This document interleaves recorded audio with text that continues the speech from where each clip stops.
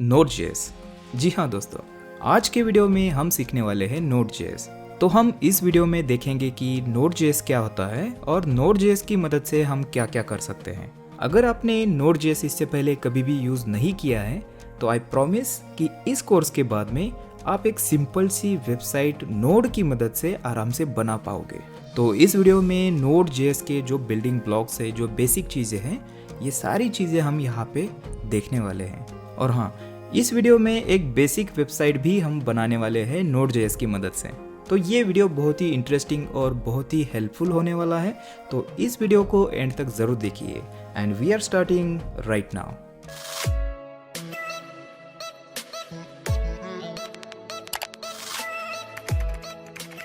Hello friends, my name is Rakesh and welcome to another video. अगर आप इस channel पे नए हैं और आप अपनी प्रोग्रामिंग स्किल को ग्रो करना चाहते हैं तो अभी स्टार्ट कीजिए सब्सक्राइब और बेल का आइकन प्रेस करके, so you don't miss anything. Alright, तो अभी देखते हैं कि Node.js को सीखने से पहले हमें क्या क्या आना चाहिए। तो Node.js के अंदर हम जितना भी कोड लिखेंगे वो पूरा जावास्क्रिप्ट में होता है, तो आपको थोड़ी सी बेसिक जावास्क्रिप्ट तो आनी चाहिए। तो चलिए अभी देखते हैं कि Node.js क्या है। तो उसके लिए चलते हैं हमारे ब्राउज़र में और यहाँ पे टाइप करेंगे Node.js और ये वेबसाइट खुलेगी। यहाँ पे इसको ओपन करते हैं तो ये Node.js की ऑफिशियल वेबसाइट है और यहाँ पे अगर हम देखेंगे तो देखिए Node.js is a JavaScript run time. तो अभी देखते हैं कि ये रन टाइम क्या होता है। तो रन टाइम को समझने के लिए आप ऐसे समझ लीजिए कि रन टाइम एक प्रोसेस होती है। प्रोसेस मतलब एक प्रोग्राम होता है जो बैकग्राउंड में रन हो रहा है और वो जो प्रोग्राम है वो रिएक्ट करता है किस चीज़ पे, जो भी यूज़र का इनपुट हो, या फिर हम स्पेसिफिक बात करने जाएंगे तो जो रिक्वेस्ट होती है यूज़र की, तो जैसे रिक्वेस्ट जाती है तो ये जो प्रोग्राम होता है वो आपको रिएक्ट करता है, आपको रिस्पॉन्स देता है। और ये Node.js है जावास्क्रिप्ट रन टाइम, मतलब जावास्क्रिप्ट का जितना भी कोड है वो यहाँ पे रन होता है। तो इसका मतलब हुआ कि Node.js कोई लैंग्वेज नहीं है, Node.js कोई ना ही फ्रेमवर्क है। तो Node.js सिंपल एक रन टाइम होता है, एक प्रोग्राम होता है जो हमारी जावास्क्रिप्ट होती है वो रन होती है सर्वर में। तो पहले क्या होता था कि जो जावास्क्रिप्ट है उसको सिर्फ ब्राउज़र समझ पाता था, लेकिन एक व्यक्ति है जिनका नाम है रायन दाल। उनके दिमाग में एक आइडिया आया कि क्यों ना हम जावास्क्रिप्ट को सर्वर पे भी रन करें। तो उन्होंने क्या किया, जो क्रोम का V8 जावास्क्रिप्ट इंजन है, देखिए क्रोम ब्राउज़र है, ब्राउज़र के अंदर होता है जावास्क्रिप्ट इंजन। तो जो क्रोम के अंदर यूज़ हो रहा है वो है V8 इंजन। तो यहाँ पे आप जैसे कि देख सकते हो, देखिए क्रोम्स V8 जावास्क्रिप्ट इंजन। तो V8 इंजन जो है ये ओपन सोर्स प्रोग्राम है, ये फ्री प्रोग्राम है, इसको कोई भी यूज़ कर सकता है। तो उन्होंने ये जो जावास्क्रिप्ट इंजन है वहाँ से उठा लिया और एक C++ प्रोग्राम बनाया और इस प्रोग्राम के अंदर उन्होंने ये जो V8 इंजन का कोड है उसको एम्बेड कर दिया और फिर मिला के जो प्रोग्राम बना वही है Node.js। तो Node.js के अंदर क्या है, V8 इंजन है जो जावास्क्रिप्ट समझता है और Node.js सिंपली एक C++ प्रोग्राम है जो कि रन हो रहा है, जिसे को हम अभी रन टाइम कह रहे हैं। और उसके अंदर उन्होंने और भी बहुत सारी चीज़ें ऐड कर दी, जैसे फाइल सिस्टम हो गई या फिर ऑपरेटिंग सिस्टम हो गई, जो कि कोर जावास्क्रिप्ट के अंदर नहीं है। तो बहुत सारे फीचर्स उन्होंने उसके अंदर ऐड कर दिए। तो अभी देखते हैं कि Node.js इतनी पॉपुलर क्यों है। तो हमें सबको पता है कि जावास्क्रिप्ट का जो बिहेवियर है, जो एसिंक्रोनस बिहेवियर है, तो इस बिहेवियर की वजह से Node.js और भी पॉपुलर हो गई, क्योंकि Node.js है वो है नॉन ब्लॉकिंग। तो ये नॉन ब्लॉकिंग को समझने के लिए एक एग्जांपल लेते हैं। तो समझ लीजिए कि मैंने सर्वर पे रिक्वेस्ट की और मुझे चाहिए जो सारे यूज़र्स हैं हमारे डेटाबेस के अंदर, तो उनकी लिस्ट मुझे चाहिए। तो मैंने रिक्वेस्ट की और मेरे साथ में और एक यूज़र ने भी वहाँ पे रिक्वेस्ट की। तो मेरी रिक्वेस्ट पहले आई और उसके बाद में दूसरे यूज़र की रिक्वेस्ट आई। तो अभी होगा क्या, देखिए जो बाकी लैंग्वेजेस होती है, जो बैकएंड जैसे कि PHP वगैरह हो गया, तो उसमें क्या होता है कि एक रिक्वेस्ट जब भी आती है, जब तक वो रिक्वेस्ट जो डेटाबेस से डेटा है वो आता नहीं तब तक दूसरी रिक्वेस्ट प्रोसेस नहीं हो पाती है। लेकिन Node.js में क्या होता है कि एक रिक्वेस्ट आई, जब तक डेटा वहाँ पे प्रोसेस हो रहा है या फिर डेटाबेस से रिट्रीव हो रहा है, तब तक जो दूसरी रिक्वेस्ट है उसको वेट नहीं करना पड़ता है, वो भी रिक्वेस्ट प्रोसेस हो जाती है। और जो कॉल बैक होता है, मतलब जैसे डेटा रेडी हो जाएगा तो जो हमने कॉल बैक दिया है वो यहाँ पे रन हो जाएगा और आपको आपका डेटा मिल जाएगा। तो इसको और समझने के लिए यहाँ पे एक मेटाफोर आपको देता हूँ। समझ लीजिए कि ये जो मैकेनिज़्म है बिल्कुल रेस्टोरेंट टाइप का है। जैसे कि आप रेस्टोरेंट में जाते हो और कोई खाना ऑर्डर करते हो, तो एक वेटर आता है, आपकी ऑर्डर लेता है और वो क्या करता है, ऑर्डर अपने किचन के अंदर पास कर देता है। तो वो वेट नहीं करता है जब तक हम आपकी ऑर्डर जो है वो रेडी हो। वो क्या करता है, वो फिर से रिटर्न आता है और जो दूसरा जो क्लाइंट है उनकी ऑर्डर लेता है, या उसके बाद में तीसरी और चौथी। और जो खाना बनाने का जो काम है वो किचन के अंदर चालू रहता है बैकग्राउंड में। तो जैसे ही खाना रेडी हो जाता है तो किचन से उसको बुलाया जाता है और ये लीजिए आपका खाना रेडी है, और उसके बाद में जो वेटर है आपको वो खाना सर्व कर देता है। तो बिल्कुल यही मैकेनिज़्म नोड जेएस के अंदर है। तो अभी थेरी जो है बहुत हो गई, चलिए थोड़ा सा काम करते हैं, यहाँ पे थोड़ा सा कुछ इंटरेस्टिंग करते हैं। तो सबसे पहले नोड जेएस को यूज़ करने से पहले ये एक प्रोग्राम है, तो आपको इसको इंस्टॉल करना होगा आपके कंप्यूटर पे, बराबर। तो यहाँ पे उसको अगर इंस्टॉल करना है तो आपको जाना है, ये जो वेबसाइट है ऑफिशियल वेबसाइट है, और यहाँ पे जैसे कि आप देख सकते हो, देखिए यहाँ पे आपके ऑपरेटिंग सिस्टम के लिए जो बाइनरी है वो मिल जाएगी यहाँ पे। और यहाँ पे रिकमेंड करूँगा कि जो LTS वर्जन होता है, जो लॉन्ग टाइम सपोर्ट होता है, उसको आप डाउनलोड करें और उसको बाद में इंस्टॉल करना है। इंस्टॉलेशन बिल्कुल प्रोसेस जो है वो सिंपल होती है। तो उसको इंस्टॉल करने के बाद आपको चेक कैसे करना है ये मैं अभी आपको दिखाने वाला हूँ। ऑलराइट, तो उसके लिए हमें जाना है अपने टर्मिनल में, और आप अगर विंडो पे है तो आपके पास शायद CMD होगी या फिर गिट बैश होगा, जो भी है। ओके, तो ये कोई मैटर नहीं करता है क्या है, कोई भी आपके पास जो कमांड लाइन टूल है वो होना चाहिए। और यहाँ पे आपको टाइप करना है node-v, और जैसे एंटर करेंगे तो यहाँ पे आप देख सकते हो, यहाँ पे जो वर्जन है यहाँ पे दिखा रहा है। इसका मतलब आपके पास नोड.js जो है वो इंस्टॉल हुआ है। और अभी देखते हैं कि टर्मिनल के अंदर आप नोड.js की मदद से क्या कर सकते हो। तो आपको नोड को अगर स्टार्ट करना है तो सिंपली आपको लिखना है नोड और एंटर करना है। तो जैसे कि आप यहाँ पे देख सकते हो, ये देखिए ये जो कमांड लाइन है थोड़ी सी चेंज हो गई। अभी हम नोड सर्विस के अंदर है, अभी ये नॉर्मल टर्मिनल नहीं है। जो सर्विस है नोड की अभी ये स्टार्ट हो गई, जो रन टाइम जिसको बोलते थे हम, वो अभी स्टार्ट हो गया। तो अभी इसके अंदर क्या कर सकते हैं, देखिए सबसे पहले तो टाइप करेंगे .help। देखिए इसके बाद में हमें हेल्प, यहाँ पे जो भी ऑप्शंस अवेलेबल है वो यहाँ पे दिखा रहा है। ऑलराइट, इसको क्लियर करेंगे। तो अभी देखते हैं कि यहाँ पे हम क्या क्या कर सकते हैं। तो जैसे नॉर्मल जावास्क्रिप्ट में हम कंसोल लॉग करते थे, तो यहाँ पे देखते हैं कि ये काम कर रहा है कि नहीं। तो यहाँ पे करेंगे console.log और यहाँ पे करते हैं hello node और एंटर। यहाँ पे देखिए जो कंसोल है यहाँ पे काम कर रहा है। ऑलराइट, अभी और क्या कर सकते हैं। अभी यहाँ पे अगर मैं चाहूँगा जो एरिथमेटिक ऑपरेशंस होते हैं, जो एडिशन सब्ट्रैक्शन जो होता है जावास्क्रिप्ट में, वो भी यहाँ पे कर सकते हैं। देखिए 2 + 2 कितना होगा, 5, नो 4, या फिर 4 - 3 देखिए 1, या फिर 4 × 2 8। ऑलराइट, तो अभी देखते हैं कि और क्या कर सकते हैं। अभी देखते हैं कि जो जावास्क्रिप्ट में फंक्शन होती है वो यहाँ पे काम कर देगी कि नहीं। तो यहाँ पे मैं एक वेरिएबल बनाता हूँ const greet, और ये फंक्शन एक्सप्रेशन है अगर आपको जावास्क्रिप्ट में पता होगा तो। और यहाँ पे करना है फंक्शन, और यहाँ पे करेंगे सिंपली console.log, यहाँ पे करेंगे गुड मॉर्निंग,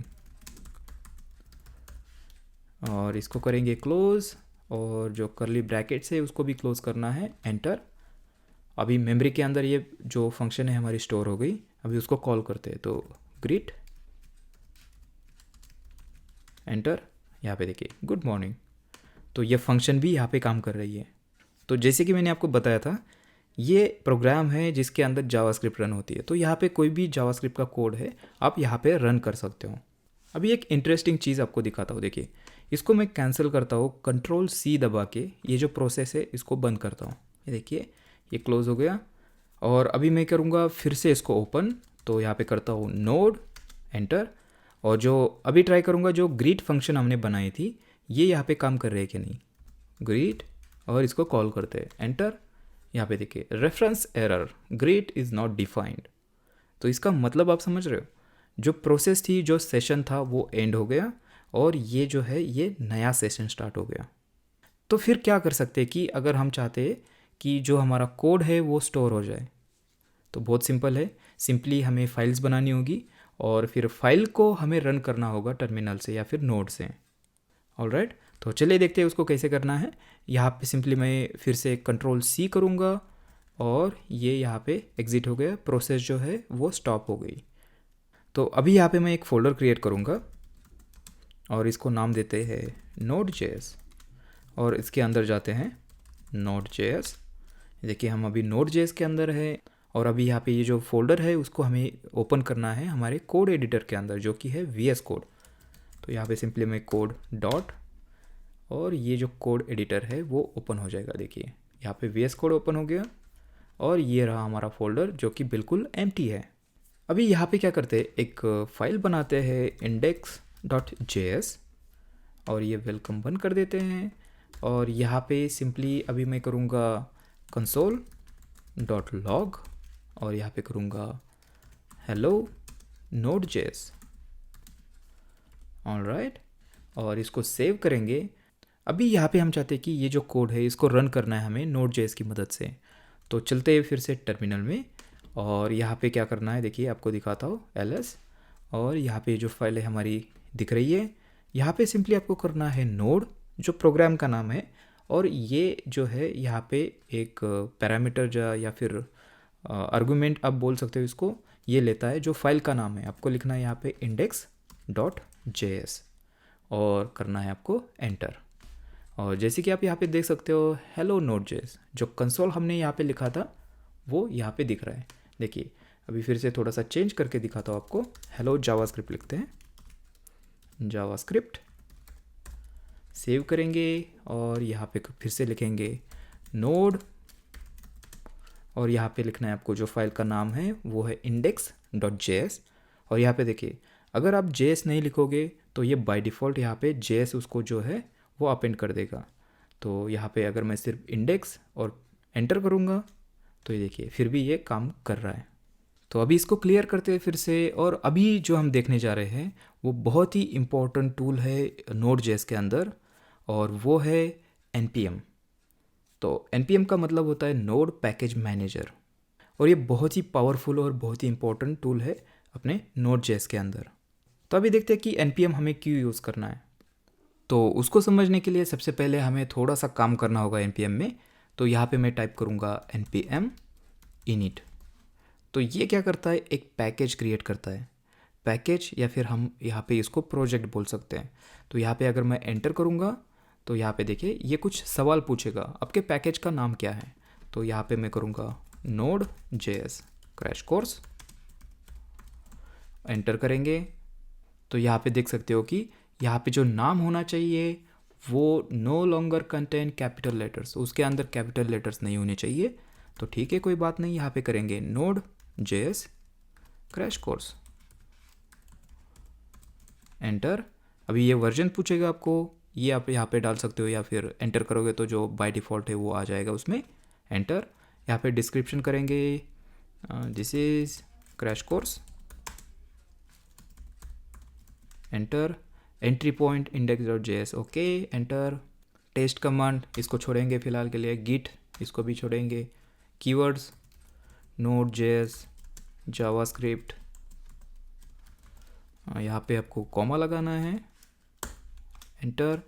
ऑथर मेरा नाम डालता हूँ और यहाँ पे एक तरीका होता है इसको, अगर ईमेल आपको डालना है तो यहाँ पे आपको ये ब्रैकेट जो है इस तरह से ओपन करना है और यहाँ पे लिखूँगा मैं कोडर्स ज्ञान gmail, एंटर। यहाँ पे लाइसेंस बाय डिफ़ॉल्ट रखते हैं और ये आपको पूछेगा, देखिए ये जो आपने पूरा इन्फॉर्मेशन डाला है ये ओके है, यस, एंटर। और इसको करते हैं क्लियर। अभी यहाँ पे अगर आएंगे तो यहाँ पे हमें एक नई फाइल दिख रही है, वो है package.json। यहाँ पे इसको क्लोज करता हूँ थोड़ी देर के लिए। तो ये सारी इन्फॉर्मेशन है जो अभी हमने टाइप की थी। तो यहाँ पे नेम है, वर्जन, डिस्क्रिप्शन जो है, मेन जो एंट्री फाइल होती है वो है index.js और स्क्रिप्ट्स, यहाँ पे जो ऑटोमेशन के लिए हमें स्क्रिप्ट चाहिए होगी जैसे कि npm run टेस्ट या फिर npm run dev, npm run serve, वो जो करते हैं हम, तो यहाँ पे आप लिख सकते हो जो कमांड है। तो इसको भी लिखेंगे थोड़ी देर में। और यहाँ पे कीवर्ड्स देखिए जो कीवर्ड्स हमने लिखे थे ये यहाँ पे कीवर्ड्स आ रहे हैं, और ऑथर जो इन्फॉर्मेशन ऑथर के वहाँ पे दी थी वो आ गई, और लाइसेंस। ऑलराइट, तो ये पैकेज डॉट जेसन फाइल है। तो अभी देखते हैं कि ये पैकेज डॉट जेसन फाइल हमें क्यों चाहिए होगी। तो जो npm है वो पैकेज डॉट जेसन का जो डेटा है उसको रीड करता है जब भी कोई डिपेंडेंसीज हम डाउनलोड करते हैं। तो पैकेज डॉट जेसन के अंदर जितने भी हमें हमारी डिपेंडेंसीज होती है, जो लाइब्रेरी चाहिए होती है हमारे प्रोजेक्ट के लिए, उसकी लिस्ट यहाँ पे होती है। देखिए अभी कोई भी डिपेंडेंसी यहाँ पे हमें नहीं दिख रही है क्योंकि हमने अभी कोई भी पैकेज डाउनलोड इंस्टॉल नहीं किया हुआ है। तो वो जो डिपेंडेंसीज है उसको एक्शन में देखने के लिए चलते हैं हमारे टर्मिनल में, और एक पैकेज जो है वो डाउनलोड करते हैं या फिर इंस्टॉल करते हैं।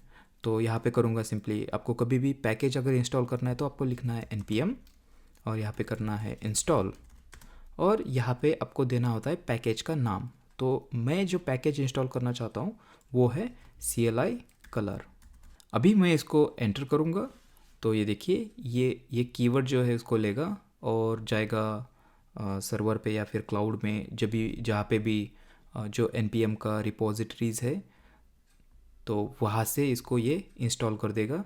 और यहाँ पे अगर हम अभी देखेंगे तो देखिए ये नोड मॉड्यूल्स नाम का यहाँ पे फोल्डर आया है। तो थोड़ी देर में इसको देखेंगे कि ये नोड मॉड्यूल्स क्यों है यहाँ पे। लेकिन अभी अगर हम पैकेज डॉट जेसन के अंदर देखेंगे तो यहाँ पे देखिए यहाँ पे एक नई एंट्री हमें दिख रही है, डिपेंडेंसीज, और यहाँ पे पैकेज का नाम जो हमने इंस्टॉल किया है, और यहाँ पे जो उसका वर्जन है। और इसी तरह से जितने भी पैकेजेस आप यहाँ पे इंस्टॉल करते जाओगे यहाँ पे ऐड होते जाएंगे।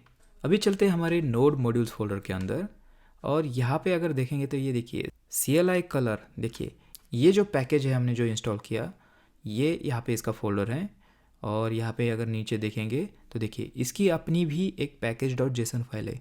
अगर इसको मैं ओपन करूँगा तो यहाँ पे देखिए थोड़ा सा नीचे आता हूँ, ये देखिए ये डिपेंडेंसीज यहाँ पे भी इसकी एंट्रीज है। तो इस पैकेज की ये डिपेंडेंसीज है सारी। तो यहाँ पे देखिए इसके लिए D नाम का एक पैकेज है। तो यहाँ पे ऊपर देखते हैं इसको, देखिए ये यहाँ पे है। तो ये लाइब्रेरी यहाँ पे है और उसकी भी अपनी पैकेज डॉट जेसन फाइल है। तो ये पूरा ट्री स्ट्रक्चर टाइप का होता है। तो इसको मैनेज करने का जो काम है वो करता है npm। अभी देखिए इसको क्लोज करता हूँ मैं, और यहाँ पे अभी जो पैकेज डॉट जेसन फाइल है उसका फ़ायदा क्या है। देखिए अगर समझ लीजिए कि आपको ये जो कोड है ये आपको किसको भेजना है, आपके फ्रेंड को भेजना है या फिर उसको सर्वर पे डिप्लॉय करना है, तो ये नोड मॉड्यूल्स जो है वो बहुत बड़ा फोल्डर होता है। तो उसको हम यहाँ पे नहीं भेजना है। अगर हम चाहते हैं कि इसको हमें नहीं भेजना है तो यहाँ पे क्या करेंगे, सिंपली ये जो फोल्डर है इसको डिलीट कर देता हूँ मैं। देखिए इसको डिलीट कर दिया, और यहाँ पे देखिए ये पैकेज डॉट जेसन फाइल है। यहाँ पे हमारे पास पूरी लिस्ट है कि हमें कौन सी लाइब्रेरी चाहिए। तो सिंपली क्या करना है आपको, ये जो प्रोजेक्ट है आप किसी को भेजोगे तो उनको क्या करना होगा, सिंपली आपके प्रोजेक्ट में आके यहाँ पे करना है npm इंस्टॉल, दैट्स इट। तो देखिए ये जितनी भी डिपेंडेंसीज है, जितनी भी लिस्ट है हमारे पैकेज डॉट जेसन के अंदर, वो पूरी यहाँ पे उसको इंस्टॉल करेगा। देखिए अभी रिफ्रेश करता हूँ तो ये देखिए नोड मॉड्यूल्स हमारा फिर से आ गया। ऑलराइट, तो ये काम होता है हमारे पैकेज डॉट जेसन फाइल का। तो अभी ये हो गई हमारी डिपेंडेंसीज। अभी फिर से चलते हैं हमारे टर्मिनल में, npm इंस्टॉल, और हाँ ये npm आता है Node.js के साथ में, इसको अलग से आपको इंस्टॉल करना नहीं होता, ये नोड के साथ में आएगा। और यहाँ पे करेंगे -D कैपिटल, और यहाँ पे लिखना है nodemon। देखिए अभी ये -D मैं इसलिए दे रहा हूँ क्योंकि ये जो है हमारी डेव डिपेंडेंसी है, मतलब सिर्फ डेवलपमेंट के लिए काम आने वाली है, प्रोडक्शन में हमें ये नहीं चाहिए। तो इसको अभी एंटर करूँगा तो ये देखिए ये यहाँ पे डाउनलोड हो जाएगा। तो देखिए यहाँ पे ये इंस्टॉल हो गया। अभी चलते हैं हमारे फिर से पैकेज डॉट जेसन फाइल के अंदर, और यहाँ पे देखिए और एक एंट्री आपको यहाँ पे दिख रही है, डेव डिपेंडेंसीज। तो यहाँ पे पूरी लिस्ट आ जाएगी जितनी भी हमारी डेवलपमेंट डिपेंडेंसीज है, और यहाँ पे पूरी लिस्ट आ जाएगी जो हमारी मेन प्रोडक्शन की डिपेंडेंसीज है। तो देखिए कितना फ़ायदे का होता है ये पैकेज डॉट जेसन। समझ लीजिए ये अगर नहीं होता था तो आपको कोई भी लाइब्रेरी डाउनलोड करनी है तो उसको आपको जाना पड़ता था, जिप फाइल डाउनलोड करनी पड़ती थी, और फिर उसके लिए कौन सी लाइब्रेरी चाहिए उसको अलग से मैन्युअली डाउनलोड करना पड़ता था। मतलब बहुत सारा हेडेक यहाँ पे था, और ये जो npm है ये हमारे लिए पूरा जो है वो ऑटोमेटिक कर देता है। ऑलराइट, अभी इसको क्लोज करते हैं। और इसको ओपन रहने देता हूँ। और अभी यहाँ पे देखते हैं कि जो नेक्स्ट फीचर है नोड जेएस का, जो बहुत ही पावरफुल है और बहुत ही इसकी वजह से भी नोड जेएस बहुत पॉपुलर है, वो है मॉड्यूल सिस्टम। तो मॉड्यूल सिस्टम को समझने के लिए यहाँ पे मैं इसको क्लोज करता हूँ। अभी यहाँ पे एक फ़ाइल बनाऊँगा और उसका नाम देते हैं module.js। आप इसको कुछ भी नाम दे सकते हो। अभी नोड जेएस में मॉड्यूल क्या होता है, देखिए मॉड्यूल मतलब एक फ़ाइल, मॉड्यूल मतलब फ़ाइल। यहाँ पे देखिए नोड जेएस में हर एक फ़ाइल होती है मॉड्यूल। तो यहाँ पे देखिए ये एक मॉड्यूल है और मॉड्यूल मतलब एक फ़ाइल होता है सिंपल। तो इस फाइल के अंदर अभी मॉड्यूल का मेन काम क्या होता है कि जो हमारा कोड होता है उसको एनकैप्सुलेट करना है, मतलब एक डब्बे के अंदर बंद करके रखना है। और ये जो कोड है कहाँ पे भी हमारे दूसरे कोड से क्लैश नहीं होना चाहिए या फिर डिस्टर्ब नहीं होना चाहिए। तो यहाँ पे मॉड्यूल के अंदर क्या होता है, इसके अंदर जितना भी आप कोड लिखोगे वो पूरा इसके अंदर बंद रहेगा। अगर आप चाहे तो उसको एक्सपोर्ट कर सकते हो, फिर दूसरे मॉड्यूल के अंदर आपको उसको इंपोर्ट करना होता है। तो अभी यहाँ पे देखते हैं कि मॉड्यूल्स को कैसे हमें इंपोर्ट करना है। तो यहाँ पे सबसे पहले देखेंगे npm मॉड्यूल्स, मतलब जो npm के जो लाइब्रेरीज़ है उसको कैसे हमें इंपोर्ट करना है हमारे फाइल के अंदर। तो यहाँ पे सिंपली लिखेंगे रिक्वायर और यहाँ पे आपको देना होता है जो मॉड्यूल का नाम है। तो जो हमने इंस्टॉल किया था वो है CLI कलर, देखिए। और यहाँ पे इसको स्टोर करना होता है हमें एक वेरिएबल के अंदर। तो यहाँ पे मैं करूँगा कॉन्स्ट और कलर, इसका कुछ भी नाम आप दे सकते हो। तो ये जो मॉड्यूल है अभी यहाँ पे लोड हुआ है और ये हमारा कलर वेरिएबल के अंदर स्टोर हुआ है। तो अभी यहाँ पे देख सकते हो ये रिक्वायर जो फंक्शन है ये कहाँ से आई, जावास्क्रिप्ट के अंदर तो ये फंक्शन नहीं है। और ये कैसे यहाँ पे अवेलेबल है मॉड्यूल के अंदर, तो उसको समझने के लिए सबसे पहले तो हमें समझना होगा कि जो इफ़ी फंक्शन होती है, जो इमीडिएटली इन्वोक फंक्शन होती है जावास्क्रिप्ट के अंदर, वो कैसे होती है। तो उसको समझने के लिए यहाँ पे करूँगा फंक्शन, और ये फंक्शन का कोई नाम नहीं है, एनोनिमस फंक्शन है। और यहाँ पे इस तरह से ये हो गई फंक्शन। लेकिन जो हमारा पार्सर होता है जावास्क्रिप्ट का वो यहाँ पे एरर देगा क्योंकि कोई भी नाम हमने यहाँ पे नहीं दिया है। तो उसको थोड़ा सा ट्रिक करने के लिए यहाँ पे हम इस तरह से इसको ब्रैकेट कर सकते हैं। तो यहाँ पे अभी पार्सर एरर नहीं देगा और ये फंक्शन अभी हो गई। और इसको कॉल करना है तो सिंपली आपको यहाँ पे इस तरह से जो पैरेंथेसिस है वो ओपन और क्लोज करना है।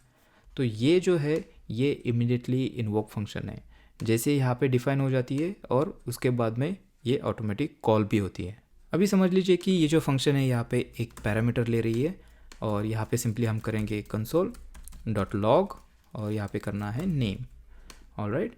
और ये पैरामीटर यहाँ पे ले रहे हैं, मतलब हमें यहाँ पे उसको पास भी करना होगा। तो यहाँ पे सिंपली मेरा नाम मैं पास कर देता हूँ। और ये देखिए अगर यहाँ पे इसको अगर मैं रन करूँगा तो ये यहाँ पे कंसोल लॉग हमें देगा नेम। तो इस फंक्शन की एक खासियत ये है कि इस फंक्शन के अंदर देखिए जितने भी वेरिएबल्स आप यहाँ पे डिक्लेयर करोगे और जो भी है ये यहाँ पे एनकैप्सुलेट हो जाता है इसके अंदर। उसके बाहर अगर यहाँ पे मैं करूँगा लेट एज और कुछ भी यहाँ पे 25 अगर मैं लिखूँगा तो ये जो एज है देखिए इसको वार करता हूँ। लेट में वैसे भी नहीं मिलेगा कहाँ पे क्योंकि वो ब्लॉक स्कोप होता है। अगर ये वार यहाँ पे अगर मैं कर रहा हूँ तो यहाँ पे अगर मैं console.log अगर करूँगा तो जो एज है यहाँ पे मुझे नहीं मिलेगा क्योंकि ये जो फंक्शन होता है ये फंक्शन स्कोप होता है, उसके अंदर वेरिएबल डिक्लेयर हो जाते हैं और जब भी फंक्शन कॉल हो जाती है उसके बाद में सारे वेरिएबल जो है वो गायब हो जाते हैं। तो मॉड्यूल की यही कंसेप्ट है। मॉड्यूल के अंदर जितना भी कोड होता है वो एक डब्बे के अंदर क्यों होता है, क्यों इनकैप्सुलेट होता है, क्योंकि ये जो मॉड्यूल है Node.js में उसको बिल्कुल इसी तरह से रैप किया जाता है। तो ये जो पूरा काम होता है वो होता है रन टाइम पे। ये हमें नहीं दिखता है लेकिन Node.js बैकग्राउंड में ये कर रहा है। समझ लीजिए कि ये यहाँ पे फंक्शन मैंने ओपन कर दी इस तरह से और ये देखिए इसको हटा देता हूँ और ये देखिए ये कुछ फंक्शन हमारी कुछ इस तरह से दिख रही है। और यहाँ पे समझ लीजिए एक्सपोर्ट्स और यहाँ पे मॉड्यूल और आ रहा है यहाँ पे डियर नेम और फाइल नेम और इसके अंदर और एक होता है वो है रिक्वायर।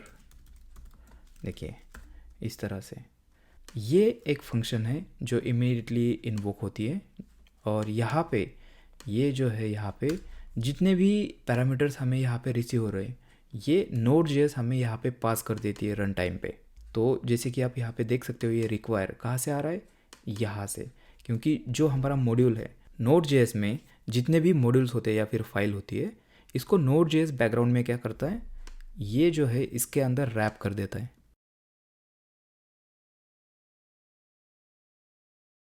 ये हमारे लिए विजिबल नहीं होता है, लेकिन बैकग्राउंड में वो क्या करता है, इस तरह से इसको रैप कर देता है और यहाँ पे ये पैरामीटर हमें मिल जाते हैं। तो ये जो रिक्वायर है यही है जो यहाँ से हमें फंक्शन से रिसीव हो रहा है। ऑलराइट, अभी इसको मैं निकाल देता हूँ, लेकिन आप याद रखिए हमेशा नोड जेएस के अंदर जो भी हमारा मॉड्यूल होता है, जो फाइल होती है, उसके अंदर ये फंक्शन यहाँ पे रैप कर देता है नोड जेएस हमें, और उसके अंदर हमें ये जो 5 वेरिएबल्स है या फिर पैरामीटर्स है वो रिसीव हो जाते हैं। इसकी वजह से हम यहाँ पे उसको यूज़ कर पाते हैं इस तरह से। ऑलराइट, अभी इसको निकाल देता हूँ। ऑलराइट, अभी यहाँ पे ये जो मॉड्यूल है यहाँ पे हमारा लोड हो गया कलर के अंदर, और यहाँ पे सिंपली हम कर सकते हैं कंसोल। अगर इसको यूज़ करना है हमें तो कंसोल डॉट लॉग, और यहाँ पे करेंगे कलर डॉट रेड, और यहाँ पे लिखेंगे कुछ भी message, hello node JS, save, और यहाँ पे मैं इसको रन करता हूँ, देखिए एंटर। तो ये देखिए ये जो हमारा है रेड कलर यहाँ पे आ गया। यहाँ पे अगर चाहते हो तो इसको येलो कर सकते हो, सेव, देखिए येलो हो गया, या फिर ग्रीन कर सकते हो, देखिए ये ग्रीन हो गया। मतलब ये जो npm पैकेज है हमारा, ये हमें मदद कर रहा है जो हमारा टेक्स्ट होता है कंसोल के अंदर उसको कलरफुल करना। ऑलराइट, तो ये होता है npm मॉड्यूल, और उसको हम इस तरह से लोड करते हैं कोई भी npm पैकेज होता है उसको। तो ये हो गया npm मॉड्यूल। अभी देखते हैं कि जो लोकल मॉड्यूल होता है अपना खुद का, जो हम खुद बनाते हैं, तो उसको कैसे यूज़ करना है। तो यहाँ पे लिखेंगे लोकल मॉड्यूल, और सबसे पहले तो यहाँ पे एक फ़ाइल मैं क्रिएट करूँगा, उसको नाम देते हैं auth.js। देखिए ये फाइल है, ये भी एक मॉड्यूल है। नोड जेएस में हर एक फाइल होती है एक मॉड्यूल, क्योंकि नोड जेएस क्या करता है आपको पता ही है, जो पूरा कोड है वो जो फंक्शन होती है इफ़ी फंक्शन, उसके अंदर रैप कर देता है। अभी यहाँ पे क्या करेंगे, यहाँ पे मैं एक फंक्शन क्रिएट करूँगा, तो यहाँ पे करता हूँ कॉन्स्ट, और इसको नाम देते हैं रजिस्टर, और यहाँ पे करना है फंक्शन, इसमें हम पास करेंगे यूज़र नेम, और यहाँ पे सिंपली करेंगे कंसोल डॉट लॉग। तो यहाँ पे रियल लाइफ में इसके अंदर रजिस्ट्रेशन का लॉजिक हो सकता है, लेकिन यहाँ पे मैं क्या कर रहा हूँ सिंप्लिसिटी के लिए सिंपली यहाँ पे कंसोल करेंगे, लॉग करेंगे। तो यहाँ पे मैं करूँगा यूज़र, और यहाँ पे यूज़र का नाम है वो डाल देंगे, देखिए इस तरह से। ये जो है ये बैकटिक्स है, और इसको बोलते हैं टेम्पलेट स्ट्रिंग। इसकी मदद से हम वेरिएबल्स और स्ट्रिंग को एक दूसरे के अंदर ज्वाइन कर सकते हैं जावास्क्रिप्ट में। ओके, और यहाँ पे करेंगे यूज़र नेम जिसका जो हम पास करेंगे यहाँ पे, और हैज़ बीन रजिस्टर्ड इस तरह से। अभी यहाँ पे इस मॉड्यूल फाइल के अंदर मुझे इसको यूज़ करना है, तो इसको यूज़ करने के लिए क्या करना होगा हमें, यहाँ पे मैं सिंपली करूँगा रिक्वायर, और इसके अंदर जो पाथ होता है फाइल का वो हमें देना होता है रिलेटिव मतलब यहाँ से स्टार्ट हो रहा है। तो यहाँ पे जैसे कि आप देख सकते हो ये जो ऑथ है मॉड्यूल हमारा जो हमने क्रिएट किया है, ये सेम फोल्डर के अंदर है। तो सेम फोल्डर के लिए हम करते हैं इस तरह से ./, इसका मतलब होता है सेम फोल्डर, और इसके अंदर जो है फाइल का नाम आपको यहाँ पे देना होता है auth.js। देखिए यहाँ पे js जो है ऑप्शनल है, ये नहीं दिया तो भी बाय डिफ़ॉल्ट जो रिक्वायर फंक्शन है वो यहाँ पे js ऐड कर देता है। अगर ये फाइल js नहीं है, इसका मतलब कोई .json फाइल है समझ लीजिए, तो यहाँ पे हमें यहाँ पे देना होता था json। ओके, लेकिन ये js फाइल है इसलिए ये बाय डिफ़ॉल्ट js इसको ऐड कर देगा। इसको हमें मैन्युअली यहाँ पे लगाने की ज़रूरत नहीं है, और इसको स्टोर करना है हमें एक वेरिएबल के अंदर। तो यहाँ पे करते हैं रजिस्टर। तो यहाँ पे इसको हमने रिसीव तो कर लिया, लेकिन जैसे हमने देखा कि मॉड्यूल जो होता है वो बंद होता है एक डब्बे के अंदर, वो बाहर नहीं जा सकता है जब तक आप इसको मैन्युअली एक्सपोर्ट नहीं करते हो। तो इसको एक्सपोर्ट करने के लिए आपको सिंपली यहाँ पे लिखना है मॉड्यूल। याद आया, यहाँ पे जो फंक्शन हमने की थी, जो रैपर होता है जो नोड जेएस हमारे लिए करता है, उसके अंदर ये भी पैरामीटर था मॉड्यूल। ओके। और मॉड्यूल के अंदर एक्सपोर्ट्स नाम की एक की होती है जो कि ऑब्जेक्ट होता है, एम्प्टी ऑब्जेक्ट, और इसको सिंपली हमें असाइन करना है ये जो नाम है रजिस्टर, इस तरह से। तो यहाँ पे इसको एक्सपोर्ट करने के बहुत सारे तरीके हैं, बहुत अलग अलग पैटर्न्स है, अलग अलग तरीके से आप इसको एक्सपोर्ट कर सकते हो। लेकिन जो सबसे रिकमेंडेड तरीका है या फिर मैं जिसको यूज़ करता हूँ हमेशा, वो ये है मॉड्यूल डॉट एक्सपोर्ट्स, और उसको सीधा असाइन कर लो जो भी हमें एक्सपोर्ट करना है। तो अभी यहाँ पे जो रिसीव होगा, हमें जो रिसीव होता है वो क्या रिसीव होता है, मॉड्यूल डॉट एक्सपोर्ट्स। इसके अंदर जो वैल्यू होती है वो यहाँ पे रिसीव हो जाती है। तो अभी इसके अंदर क्या वैल्यू है, रजिस्टर, एक फंक्शन हमने इसके अंदर डाली है। तो यहाँ पे हमें ये जो रजिस्टर है ये फंक्शन यहाँ पे रिसीव हो जाएगी। तो यहाँ पे सिंपली हम कर सकते हैं, उसको कॉल कर सकते हैं। देखिए सिंपल एक फंक्शन है ये, इसको कॉल कर दिया, और यहाँ पे देखिए यूज़र नेम एक जो पैरामीटर है वो लेगी। तो यहाँ पे मैं करता हूँ कोडर्स ज्ञान, यूज़र नेम हमने पास कर दिया। अभी इसको सेव करेंगे और यहाँ पे जाते हैं टर्मिनल में, और फिर से यहाँ पे करूँगा node module dot JS, enter. देखिए तो यूज़र, और यहाँ पे आ गया जो हमने यूज़र नेम पास किया था, जो यहाँ पे देखोगे अब, यहाँ पे देखिए हमने कॉन्केटिनेट किया था, और ये यहाँ पे अभी डिस्प्ले हो रहा है। तो यहाँ पे देखा आपने, जो लोकल मॉड्यूल है हमारा, यहाँ पे आसानी से हमने अभी इसको इंपोर्ट किया और यूज़ भी किया। तो ये तरीका होता है लोकल मॉड्यूल को इंपोर्ट करने का। अभी यहाँ पे देखिए ये सेम फोल्डर के अंदर है। अगर यहाँ पे इसके अंदर, ये अगर फोल्डर के अंदर होता था, तो यहाँ पे फॉर एग्जांपल ऑथ नाम का फोल्डर अगर था और उसके अंदर ये ऑथ डॉट जेएस फाइल है, तो जो फोल्डर का नाम है यहाँ पे आप डाल सकते थे। या फिर अगर एक फोल्डर ऊपर रहता था तो इसको 2 डॉट दे के फिर एक फोल्डर ऊपर जाएगा। ऑलराइट, अभी देखते हैं कि यहाँ पे अगर मैं और एक फंक्शन बनाता हूँ, कॉन्स्ट लॉगिन, और ये भी होगी एक फंक्शन, और यहाँ पे ये लेगी यूज़र नेम, और लॉगिन करने के लिए हमें पासवर्ड भी चाहिए होगा। और यहाँ पे सिंपली ये भी क्या करेगी, कंसोल डॉट लॉग करेगी इस तरह से। और यहाँ पे करेंगे user name is logged in, simple.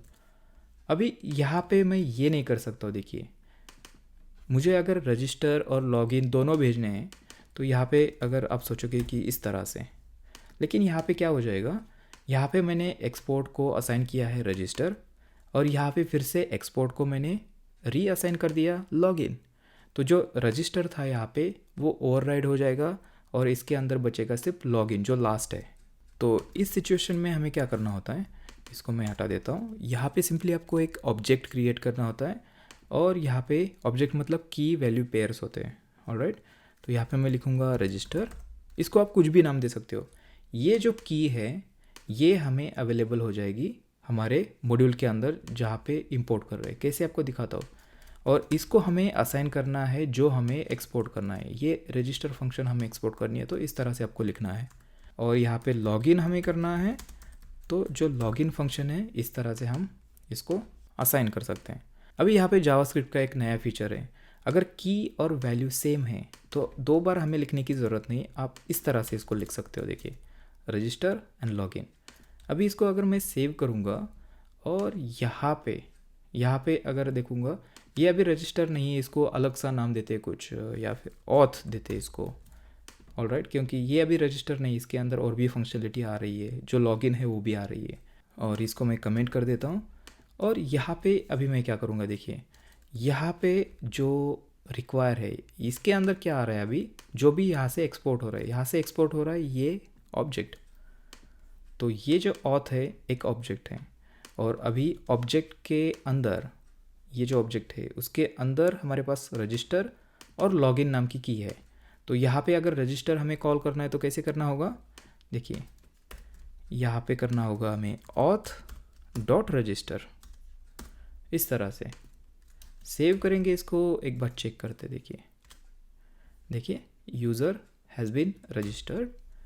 और अगर लॉगिन करना है तो ऑथ डॉट लॉगिन, और यहाँ पे यूज़र नेम और पासवर्ड देता हूँ सीक्रेट, इसको कमेंट करता हूँ, सेव।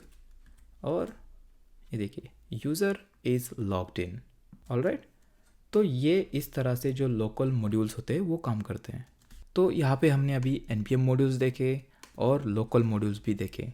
अभी हमें देखना है जो Node.js के कोर मॉड्यूल्स हैं जो Node.js के अंदर इनबिल्ट हैं।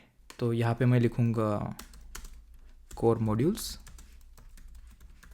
और इसको सेव करके एक बार ब्राउज़र में चलते हैं और यहाँ पे आपको जो डॉक्स है वेबसाइट के ऊपर और ये जो वर्जन है यहाँ पे देखिए, और यहाँ पे लेफ़्ट साइड में अगर देखोगे तो बहुत सारे मॉड्यूल्स आपको यहाँ पे दिखेंगे।